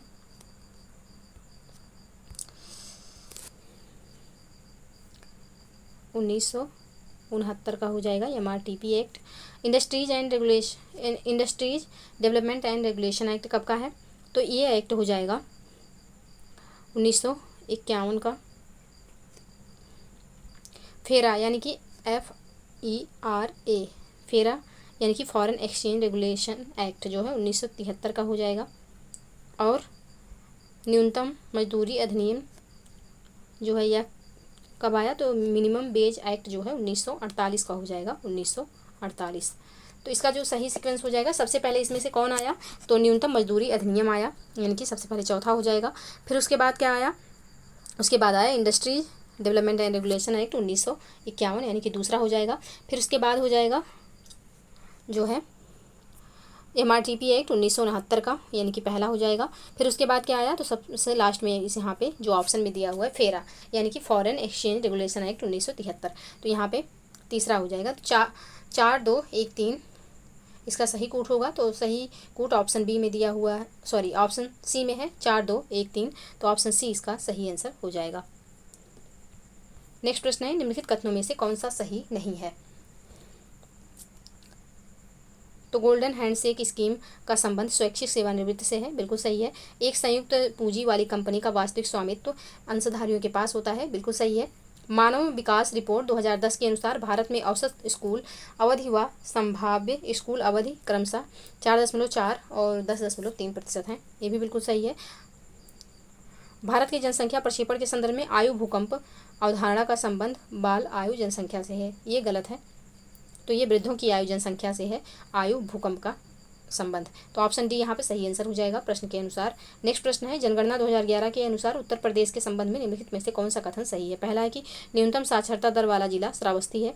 दूसरा कथन है कि सर्वाधिक लिंग अनुपात वाला जिला देवरिया है। तीसरा है कि न्यूनतम जनघनत्व वाला जिला ललितपुर है। चौथा कथन है कि नगर निगम क्षेत्र की जनसंख्या के आधार पर राज्य का सर्वाधिक जनसंख्या वाला नगर कानपुर है। तो कौन सा कथन यहाँ पे सही होगा, तो यहाँ पे पहला एवं तीसरा कथन सही है, दूसरा चौथा सही नहीं है, तो ऑप्शन 20 का सही आंसर हो जाएगा। हाँ, सही कथन ही पूछा गया था, तो पहला एवं तीसरा कथन सही है, दूसरा एवं चौथा गलत है, तो ऑप्शन 20 का सही आंसर हो जाएगा। नेक्स्ट प्रश्न है, भारत के निम्नलिखित राज्यों को उनकी नगरीय जनसंख्या के अवरोही क्रम में व्यवस्थित कीजिए, नीचे दिए गए कूट का प्रयोग करके सही उत्तर का चयन करना है। तो यहाँ पे सबसे पहले महाराष्ट्र हो जाएगा, फिर उसके बाद आएगा उत्तर प्रदेश, फिर दूसरे नंबर पर तमिलनाडु और फिर चौथे स्थान पर यहाँ पे पश्चिम बंगाल हो जाएगा। तो इसका जो सही कूट होगा यह हो जाएगा 1 3 2 4, ऑप्शन ए यहाँ पे बिल्कुल सही आंसर। कारण कथन है कि सभी नगरों का तेजी से विस्तार हो रहा है, कारण है कि ग्राम नगर प्रवाह निरंतर बढ़ता जा रहा है। तो यहाँ पे दोनों कथन सही है और व्याख्या भी कर रहा है, तो ऑप्शन ए सही आंसर हो जाएगा। नेक्स्ट प्रश्न है, कथन है चीन की जनसंख्या वृद्धि नाटकीय ढंग से धीमी पड़ गई है, कारण है कि एक बच्चा प्रति परिवार नीति के कारण उसकी महाप्रजनन दर में कमी आई है। कौन सा कथन यहाँ पे सही है, तो कथन कारण दोनों सही है और व्याख्या भी कर रहा है, ऑप्शन ए यहाँ पे सही आंसर हो जाएगा। नेक्स्ट प्रश्न है, सूची 1 को सूची 2 से सुमेलित करना है, ऐतिहासिक इमारत और स्थानों को। तो 84 गुंबद जो है कहाँ पे स्थित है, तो ये स्थित है जालौन में। जामा मस्जिद कहाँ पे स्थित है, तो जामा मस्जिद मुरादाबाद। बौद्ध स्तूप तो कुशीनगर, और कामतगिरी पर्वत जो है चित्रकूट में स्थित है। तो इसका जो सही कूट हो जाएगा 4 3 2 1, 4 3 2 1 ऑप्शन सी में है, ऑप्शन सी यहाँ पे बिल्कुल सही आंसर। नेक्स्ट प्रश्न है, जनगणना 2011 के अनुसार उत्तर प्रदेश के कामगारों के संबंध में निम्न में से कौन सा कथन सही है। तो उत्तर प्रदेश में सभी श्रेणियों के कामगारों की संख्या सर्वाधिक है, ये कथन यहाँ पे बिल्कुल सही है, तो ऑप्शन ए इसका सही आंसर हो जाएगा। नेक्स्ट प्रश्न है, उत्तर प्रदेश के निम्नलिखित जिलों का उत्तर से दक्षिण सही अनुक्रम होगा। तो यहाँ पे सिद्धार्थ नगर हो जाएगा सबसे उत्तर में, फिर संत कबीर नगर, फिर अंबेडकर नगर और फिर संत रविदास नगर। तो ऑप्शन बी यहाँ पे बिल्कुल सही आंसर हो जाएगा। नेक्स्ट प्रश्न है, सूची 1 को सूची 2 से सुमेलित कीजिए, नीचे दिए गए कूट से उत्तर का चयन करना है। नगर है, दूसरी तरफ हवाई अड्डा। लखनऊ तो लखनऊ में अमौसी या फिर चौधरी चरण सिंह हवाई अड्डा, अमौसी का नाम ही चौधरी चरण सिंह हवाई अड्डा है। वाराणसी तो वाराणसी में बाबतपुर हो जाएगा, और कानपुर में तो कानपुर में चकेरी, और आगरा में तो आगरा में हो जाएगा खेरिया। आगरा में कौन सा, तो आगरा में खेरिया हवाई अड्डा हो जाएगा। तो इसका जो सही कूट होगा क्या हो जाएगा, तो इसका सही कूट 3 1 4 2 हो जाएगा, 3 1 4 2 ऑप्शन डी में है, ऑप्शन डी इसका सही आंसर। नेक्स्ट है, सूची 1 को सूची 2 से सुमेलित करना है। एक तरफ नगर स्थान दिया हुआ है, दूसरी तरफ तीर्थ स्थल का नाम। चक्रतीर्थ कहाँ पे है, तो चक्रतीर्थ जो है इसका जो सही हो जाएगा ये हो जाएगा नैमिषारण, तो ए का हो जाएगा चौथा। गुरु गोविंद देव मंदिर, गोविंद देव मंदिर कहाँ पे है, तो वृंदावन में है, तो बी का हो जाएगा तीसरा। और सलीम चिश्ती दरगाह कहाँ पे है, तो सलीम चिश्ती दरगाह फतेहपुर सीकरी में। और बौद्ध एवं जैन मंदिर तो ये दोनों कौशाम्बी में है। तो इसका जो सही कूट होगा क्या हो जाएगा, तो 4 3 2 1 इसका सही कूट हो जाएगा। 4 3 2 1 ऑप्शन डी में है, ऑप्शन डी इसका सही आंसर। नेक्स्ट है सूची 1 को सूची 2 से सुमेलित करना है। एक तरफ लेखक के नाम और दूसरी तरफ उनका उपनाम दिया हुआ है। सूर्यकांत त्रिपाठी निराला इनको कहा गया। रघुपत सहाय फिराक गोरखपुरी के नाम से फेमस हैं। वैद्यनाथ मिश्र नागार्जुन और धनपत राय श्रीवास्तव तो ये मुंशी प्रेमचंद। तो इसका जो सही कूट हो जाएगा 3 4 2 1 इसका सही कूट होगा 3 4 2 1 ऑप्शन सी में है, तो ऑप्शन सी यहाँ पे सही आंसर हो जाएगा। नेक्स्ट प्रश्न है निम्नलिखित में से कौन सा सही सुमेलित नहीं है। उत्तर प्रदेश का सबसे पुराना विश्वविद्यालय इलाहाबाद विश्वविद्यालय बिल्कुल सही है। नौचंदी मेला मेरठ। भारत का कला भवन वाराणसी। चौरसिया नृत्य जो है गोरखपुर का नहीं है, जौनपुर का है, ये कहारों के द्वारा किया जाता है, तो ऑप्शन डी यहाँ पे सही सुमेलित नहीं है, यही इसका आंसर हो जाएगा। नेक्स्ट है नीचे दी गई सूची में ऐसी आकृतियाँ सम्मिलित हैं जिनमें कुछ उभयनिष्ठता है। बेलन, घनाभ, गोला, प्रिज्म, पिरामिड, घन। नीचे दिए गए विकल्पों में से उस विकल्प का पहचान करें जिसे इस सूची के भाग के रूप में वर्गीकृत किया जा सकता है। तो यहाँ पे वर्गीकृत किया जाएगा शंकु को किया जाएगा, ऑप्शन बी यहाँ पे सही आंसर होगा। नेक्स्ट प्रश्न है डिटर्मिनेशन शब्द के अक्षरों से निम्नलिखित शब्दों में से किसे जो है नहीं बनाया जा सकता। तो डिटर्मिनेशन से इसमें से जिसे नहीं बनाया जा सकता वह होगा डी, यानी कि मदर को यहाँ पे नहीं बनाया जा सकता, क्योंकि डिटर्मिनेशन में एच का प्रयोग नहीं हुआ है और डी में यहाँ पे एच मदर में एच है, इस वजह से ऑप्शन डी इसका सही आंसर हो जाएगा। नेक्स्ट है अंग्रेजी वर्णमाला के सभी स्वर वावेल हटा दिए जाएं तो वर्णमाला की नई श्रृंखला में 15वें स्थान पर क्या आएगा। तो जो 15वें स्थान पर यहाँ पे आएगा वो हो जाएगा यस, ऑप्शन सी यहाँ पे सही आंसर होगा। नेक्स्ट प्रश्न है यदि आप 1 से 100 तक सारी संख्याएं लिखेंगे तो कितनी बार 3 लिखेंगे। तो यहाँ पे कितनी बार 3 आएगा, तो 3 जो है यह आएगा टोटल 20 बार, ऑप्शन सी यहाँ पे सही आंसर हो जाएगा। नेक्स्ट प्रश्न है एक किताब के संदर्भ में निम्नलिखित सूचनाएं दी गई हैं। तो यहाँ पे ये जो इसके लिए यहाँ पे सही सीक्वेंस होगा, तो सबसे पहले यहाँ पे हो जाएगा शीर्षक अध्याय, सबसे पहले शीर्षक होगा, फिर अध्याय होगा और फिर विषय सूची हो जाएगी और फिर हो जाएगा प्रस्तावना चौथे नंबर पर और सबसे बाद में यहाँ पे अनुक्रमणिका हो जाएगा। तो इसका जो सही सीक्वेंस होगा क्या हो जाएगा, तो सही सीक्वेंस 5 2 1 3 और 4 होगा, तो ऑप्शन सी में है, ऑप्शन सी इसका सही आंसर हो जाएगा। नेक्स्ट प्रश्न है पर्यटकों के समूह में से 10 गुजराती बोल सकते हैं, 12 मराठी बोल सकते हैं, 5 गुजराती के साथ ही मराठी भी बोल सकते हैं। उन लोगों की संख्या ज्ञात करें जो ना तो गुजराती और ना ही मराठी बोल सकते हैं। तो इसका जो सही आंसर हो जाएगा यह हो जाएगा ऑप्शन सी 8। नेक्स्ट प्रश्न है यदि दो संख्याओं का योग 10 है तथा उनके वर्ग का योग 52 है तो दोनों संख्याएं कौन सी होंगी। तो यहाँ पे दोनों संख्याएं जो हो जाएंगी 4 और 6 हो जाएंगी, ऑप्शन बी यहाँ पे सही आंसर होगा। नेक्स्ट प्रश्न है निम्नलिखित में लुप्त संख्या क्या है। तो इसमें जो लुप्त संख्या है क्या होगी, तो लुप्त संख्या 39 होगी जो कि क्वेश्चन मार्क वाले स्थान पर आएगी, ऑप्शन बी सही आंसर। नेक्स्ट प्रश्न है निम्नलिखित में लुप्त अक्षर क्रम से हैं, तो कौन सा ऑप्शन यहाँ पे फिर बैठेगा। तो इसका जो सही आंसर होगा यह हो जाएगा ऑप्शन बी। नेक्स्ट प्रश्न है यदि एक दर्पण में देखने पर किसी घड़ी में समय 9:30 प्रतीत होता है तो सही समय, तो 9:30 प्रतीत होता है तो वहाँ पे सही समय क्या होगा, तो सही समय हो जाएगा 2:30, ऑप्शन ए यहाँ पे सही आंसर। तो चलिए ये 40 प्रश्न हमने सॉल्व किया, 140 प्रश्न जीएस के। अब आगे बढ़ते हैं और हिंदी का क्वेश्चन भी सॉल्व करते हैं। निम्नलिखित शब्दों में से कौन सा शब्द तत्सम रूप है। तो क्षेत्र जो है यह तत्सम है, इसका तद्भव खेत हो जाएगा। नेक्स्ट प्रश्न है तद्भव से तत्सम बने सही शब्द युग्म को चिन्हित कीजिए। तो इसका जो सही आंसर हो जाएगा यह हो जाएगा ऑप्शन सी, गंवार का ग्रामीण बिल्कुल सही दिया हुआ है, यही इसका आंसर होगा। नेक्स्ट प्रश्न है महुआ शब्द का तत्सम है। तो महुआ शब्द का तत्सम क्या हो जाएगा, मधुक हो जाएगा, ऑप्शन बी बिल्कुल सही आंसर। नेक्स्ट प्रश्न है निम्नलिखित में तत्सम शब्द है, इसमें से तत्सम शब्द कौन सा है। तो तत्सम शब्द गोपाल हो जाएगा, ऑप्शन ए बिल्कुल सही। निम्नलिखित में से कौन सा शब्द तद्भव नहीं है, कौन सा इसमें से तद्भव नहीं है। तो सायम जो है यह तद्भव नहीं है, यह तत्सम है, ऑप्शन बी यहाँ पे सही आंसर। निम्नलिखित में से तद्भव शब्द है, कौन सा इसमें से तद्भव शब्द है।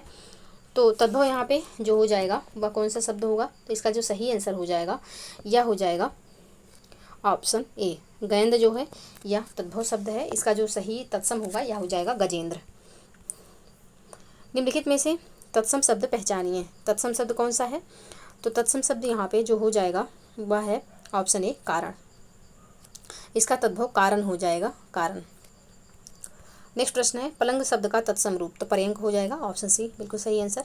नेक्स्ट प्रश्न है एक तत्सम शब्द है, तो डाकनी, तो यहाँ पे तत्सम है बिनती, अटारी। अटारी जो है या यहाँ पे तद्भव है, सॉरी यहाँ पे तत्सम शब्द पूछा गया है, तो डाकनी यहाँ पे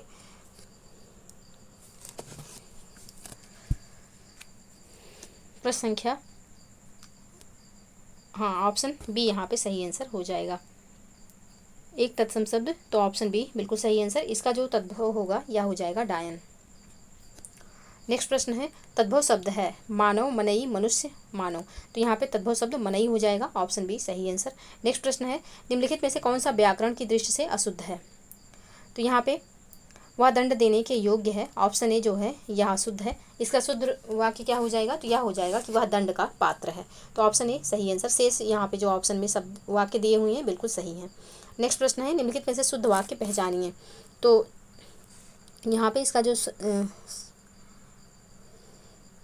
शुद्ध रूप हो जाएगा या हो जाएगा छी कितना घृणित दृश्य है, ऑप्शन बी सही आंसर। नेक्स्ट प्रश्न है शुद्ध वाक्य बताइए, कौन सा वाक्य शुद्ध है, तो युद्ध हो रहा है, ये वाक्य यहाँ पे शुद्ध है, ऑप्शन बी सही आंसर। नेक्स्ट प्रश्न है निम्नलिखित में से शुद्ध वाक्य का चयन कीजिए, निम्नलिखित में से शुद्ध वाक्य का चयन करना है, कौन सा वाक्य यहाँ पे शुद्ध है, तो इसका जो सही आंसर हो जाएगा क्या होगा, इसका सही आंसर ऑप्शन बी हो जाएगा, राह चलते दोनों में तकरार हो गई, ऑप्शन बी सही आंसर। नेक्स्ट प्रश्न है आज की सभा में अनेकों लोग उपस्थित थे, वाक्य के भाग में अशुद्धि है, तो अनेकों लोग जो लिखा हुआ है ये अशुद्ध है, अनेक लोग होना चाहिए था, अनेक ये शुद्ध रूप होगा इसका। नेक्स्ट प्रश्न है निम्नलिखित में से शुद्ध वाक्य का चयन कीजिए, शुद्ध वाक्य कौन सा है, तो यमुना का पानी गंदा और प्रदूषित है, ऑप्शन सी यहाँ पे शुद्ध वाक्य है। नेक्स्ट प्रश्न है शुद्ध शब्द है, तो शुद्ध शब्द यहाँ पे क्या हो जाएगा, तो शुद्ध शब्द है अनधिकार, अहल्या और अंतर्धान सभी, तो ऑप्शन डी यहाँ पे सही आंसर। नेक्स्ट प्रश्न है निम्नलिखित में से शुद्ध वाक्य है, कौन सा वाक्य यहाँ पे शुद्ध है, तो केरल हिंदी भाषी प्रांत है, ये वाक्य यहाँ पे शुद्ध है, तो ऑप्शन डी इसका सही आंसर हो जाएगा। नेक्स्ट प्रश्न है शुद्ध वर्तनी है, शुद्ध वर्तनी किसकी है, तो निर्लिप्त यहाँ पे ऑप्शन बी जो लिखा हुआ है बिल्कुल शुद्ध है। नेक्स्ट प्रश्न है निम्नलिखित में से एक वाक्य जो शुद्ध है वह है, तो यहाँ पे शुद्ध वाक्य क्या हो जाएगा, तो उस जंगल में प्रातःकाल का दृश्य बहुत ही सुहावना होता है, ये वाक्य यहाँ पे बिल्कुल शुद्ध है, ऑप्शन ए इसका सही आंसर हो जाएगा। हवन में जलाने वाली लकड़ी के लिए एक शब्द होगा क्या, तो समिधा हो जाएगा, ऑप्शन सी बिल्कुल सही आंसर। नेक्स्ट प्रश्न है वह कन्या जिसके साथ विवाह का वचन दिया गया हो उसे क्या कहेंगे, तो वाग्दत्ता कहेंगे, ऑप्शन ए बिल्कुल सही आंसर। एक बार कही बात को दोहराते रहना, वाक्यांश के लिए एक शब्द क्या होगा, तो इसके लिए जो एक शब्द हो जाएगा यह हो जाएगा पृष्ठपेषण, ऑप्शन बी सही आंसर।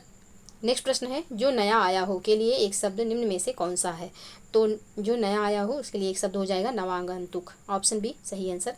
मदरा पीने का प्याला चषक होता है, ऑप्शन डी में जो बर्तनी है यही शुद्ध है, यही इसका आंसर होगा। जो अपने कर्तव्य का निश्चय ना कर सके उसके लिए एक वाक्य क्या होगा, तो किंग कर्तव्य विमूढ़ हो जाएगा, उसके लिए एक शब्द, ऑप्शन सी यहाँ पे सही आंसर होगा। नेक्स्ट प्रश्न है जिसे भले बुरे का ज्ञान ना हो के लिए उपयुक्त शब्द क्या होगा, तो जिसे भले बुरे का ज्ञान ना हो उसे अविवेकी कहेंगे, ऑप्शन ए सही आंसर।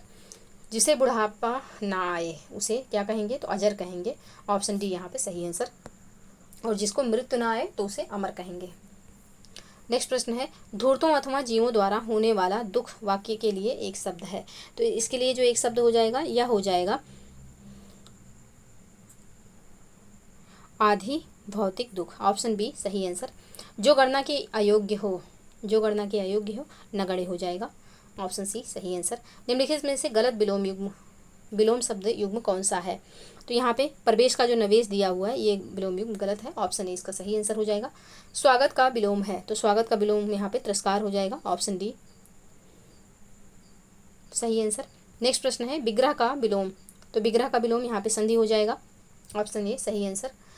अनिवार्य का विपरीतार्थक शब्द है, अनिवार्य का विपरीत क्या हो जाएगा, तो अनिवार्य का जो विपरीत होगा यहाँ पे ये हो जाएगा ऐच्छिक, ऑप्शन बी सही आंसर। इहलोक का विलोम तो परलोक हो जाएगा, ऑप्शन बी सही आंसर। ऋजु का विलोम जो होगा वक्र हो जाएगा, ऑप्शन डी। थोक का विलोम यहाँ पे सही आंसर फुटकर हो जाएगा, ऑप्शन ए इसका सही आंसर होगा। नेक्स्ट प्रश्न है परुष का विलोम होगा, तो परुष का जो विलोम हो जाएगा यह हो जाएगा कोमल, ऑप्शन डी यहाँ पे सही आंसर होगा। नेक्स्ट प्रश्न है लुप्त का विलोम शब्द है, तो लुप्त का विलोम शब्द क्या हो जाएगा, तो ये हो जाएगा व्यक्त, ऑप्शन सी सही आंसर। नेक्स्ट प्रश्न है अतिवृष्ट का विलोम क्या होगा, तो अनावृष्ट हो जाएगा, ऑप्शन बी यहाँ पे सही आंसर। विलोम विकल्प में सभी शब्द परस्पर पर्यायवाची हैं। तो कौन सा एक ऐसा है जिसके सभी जो है पर्यायवाची सही दिए हुए हैं, एक ही शब्द के पर्यायवाची हैं। तो ये बदन, आनंद और आश्चर्य, ऑप्शन बी इसका सही आंसर हो जाएगा। निम्नलिखित में शब्दों में से एक का अर्थ स्त्री है, तो स्त्री किसका यहाँ पे होगा? तो अगना जो है या स्त्री का पर्यायवाची है, ऑप्शन बी सही आंसर। राजीव शब्द का पर्याय है, तो यहाँ पे राजीव शब्द का पर्याय तामरस हो जाएगा, और राजीव का पर्याय यहाँ पे तामरस का भी पर्याय कमल होता है, कमल। तो ऑप्शन ए यहाँ पे सही आंसर। नेक्स्ट प्रश्न है, बाण का पर्याय है, बाण का पर्याय क्या हो जाएगा? तो यह हो जाएगा अशुभ, ऑप्शन डी सही आंसर। इनमें से एक पतवार का पर्यायवाची नहीं है, पतवार का पर्यायवाची यहाँ पे दुर्योधन नहीं होगा, ऑप्शन सी इसका सही आंसर हो जाएगा। नेक्स्ट प्रश्न है, निम्नलिखित में से एक देवता का पर्यायवाची नहीं है, तो इसमें से देवता का पर्यायवाची किंकर जो है या देवता का पर्यायवाची नहीं होगा, ऑप्शन बी सही आंसर। कौन सा शब्द चतुर का पर्यायवाची है? तो चतुर का पर्यायवाची हो जाएगा नागर, ऑप्शन डी सही आंसर। कर का अर्थ नहीं होता, तो यहाँ पे कर का अर्थ क्या नहीं होता है? तो इसका जो सही आंसर होगा यह होगा किरण, ऑप्शन सी सही आंसर। अपर्णा शब्द का पर्यायवाची है, तो पार्वती जी का पर्यायवाची होता है अपर्णा, ऑप्शन सी यहाँ पे सही आंसर हो जाएगा। नेक्स्ट प्रश्न है, मेह प्रिय निम्न में से किसका पर्यायवाची है? तो मेह प्रिय जो है यह किसका पर्यायवाची होगा? तो ये मयूर यानी कि मोर का पर्यायवाची होगा, ऑप्शन ए यहाँ पे सही आंसर। सफ़ेद कमीज में कौन सा विशेषण है? तो सफ़ेद कमीज में गुणवाचक विशेषण है, ऑप्शन सी सही आंसर। प्रताप सिंह का घोड़ा काला है, इसमें जो काला शब्द है विशेषण की दृष्टि से क्या है? तो विशेषण की दृष्टि से जो है विधेय विशेषण होगा, ऑप्शन सी यहाँ पे सही आंसर हो जाएगा। अब यहाँ पे विधेय विशेषण और विशेष विशेषण क्या होता है? तो जब विशेषण के जो है विशेष के पहले जब विशेषण आता है तो क्या हो जाता है? तो वो हो जाता है विशेष विशेषण, और जब विशेषण के बाद जब विशेष के बाद विशेषण आता है तब क्या हो जाता है? तब वो हो जाता है विधेय विशेषण। यानी कि घोड़ा जो है काला है और ये विशेष है और ये है क्रिया है, तो क्रिया मतलब विशेष और क्रिया के बीच में जब विशेषण आएगा तो वो हो जाएगा विधेय विशेषण। और जब यहाँ पे घोड़ा, यहाँ पे आगे ही हम विशेषण लगा देंगे काला है, तो यहाँ पे क्या सीन होगा? तो यहाँ पे हो जाएगा विशेष, ये है विशेष के पहले यहाँ पे विशेषण आ गया, तो विशेषण अब जो हो जाएगा विशेष से विशेषण हो जाएगा। तो आई होप कि आप लोगों को समझ में आ गया होगा, ऑप्शन सी यहाँ पे सही आंसर हो जाएगा। नेक्स्ट प्रश्न है, उत्साह शब्द का विशेषण है, उत्साह शब्द का विशेषण क्या होगा? तो उत्साह शब्द का विशेषण हो जाएगा उत्साहित, ऑप्शन बी सही आंसर। नेक्स्ट प्रश्न है, निम्नलिखित शब्दों में से कौन सा शब्द गुणवाचक विशेषण है? तो गुणवाचक विशेषण इसमें से कौन सा होगा? तो उचित जो है या गुणवाचक विशेषण हो जाएगा, ऑप्शन ए यहाँ पे सही आंसर। नेक्स्ट प्रश्न है, मोहिनी तेज दौड़ती है, इस वाक्य में तेज क्या है? तो इस वाक्य में जो तेज हो जाएगा यह हो जाएगा रीतिवाचक क्रिया विशेषण, ऑप्शन ए सही आंसर। कुसुम का विशेषण है, कुसुम का विशेषण क्या हो जाएगा? तो यह हो जाएगा कुसुमित, ऑप्शन बी सही आंसर। नेक्स्ट प्रश्न है, सीता की खोज के लिए हनुमान को अगाध सागर को पार करने के लिए पुल से नहीं आकाश मार्ग से जाना पड़ा था, उपयुक्त वाक्य में विशेष का चयन करें। तो कौन सा शब्द यहाँ पे विशेष से होगा? तो सागर यहाँ पे अगाध, सागर अगाध यहाँ पे विशेषण है और सागर जो है यह विशेष है, तो इसका जो सही आंसर होगा ऑप्शन सी हो जाएगा, बिल्कुल सही आंसर। काला घोड़ा तेज दौड़ता है में क्रिया विशेषण है, काला घोड़ा तेज दौड़ता है, तो यहाँ पे क्रिया विशेषण कौन सा हो जाएगा? तो क्रिया विशेषण यहाँ पे जो होगा यह हो जाएगा तेज, ऑप्शन बी यहाँ पे सही आंसर हो जाएगा। निम्नलिखित में से कौन समुदायवाचक विशेषण है? समुदायवाचक विशेषण कौन हो जाएगा? तो चारों जो है यह समुदायवाचक विशेषण है, ऑप्शन सी सही आंसर। विशेषण का लिंग किसके अनुसार होता है? तो विशेषण का लिंग जो है यह विशेष के अनुसार ही तय होता है, ऑप्शन ए इसका सही आंसर हो जाएगा। तो ये रहा 200 प्रश्न जिनको हमने सॉल्व किया। आई होप कि आप लोगों को वीडियो पसंद आए, वीडियो पसंद आए तो प्लीज़ लाइक एवं शेयर जरूर कर दीजिएगा। लास्ट में अपने अपने स्कोर ज़रूर बताइएगा। आपका स्कोर जो सेफ़ स्कोर है वो आप जो है 225 से लेकर के 140 तक कर सकते हैं, ये आपका सेफ़ स्कोर है RO प्रीलिम्स क्वालिफाई करने के लिए। इसके बीच में आप रहिए तो अपने आप को सेफ मानिएगा और टेस्ट सीरीज में भी इसको फॉलो कर लीजिए अभी से। तो मिलते हैं नेक्स्ट वीडियो में, तब तक के लिए आप लोग पढ़ते रहिए, स्वस्थ रहिए। जय हिंद, जय भारत।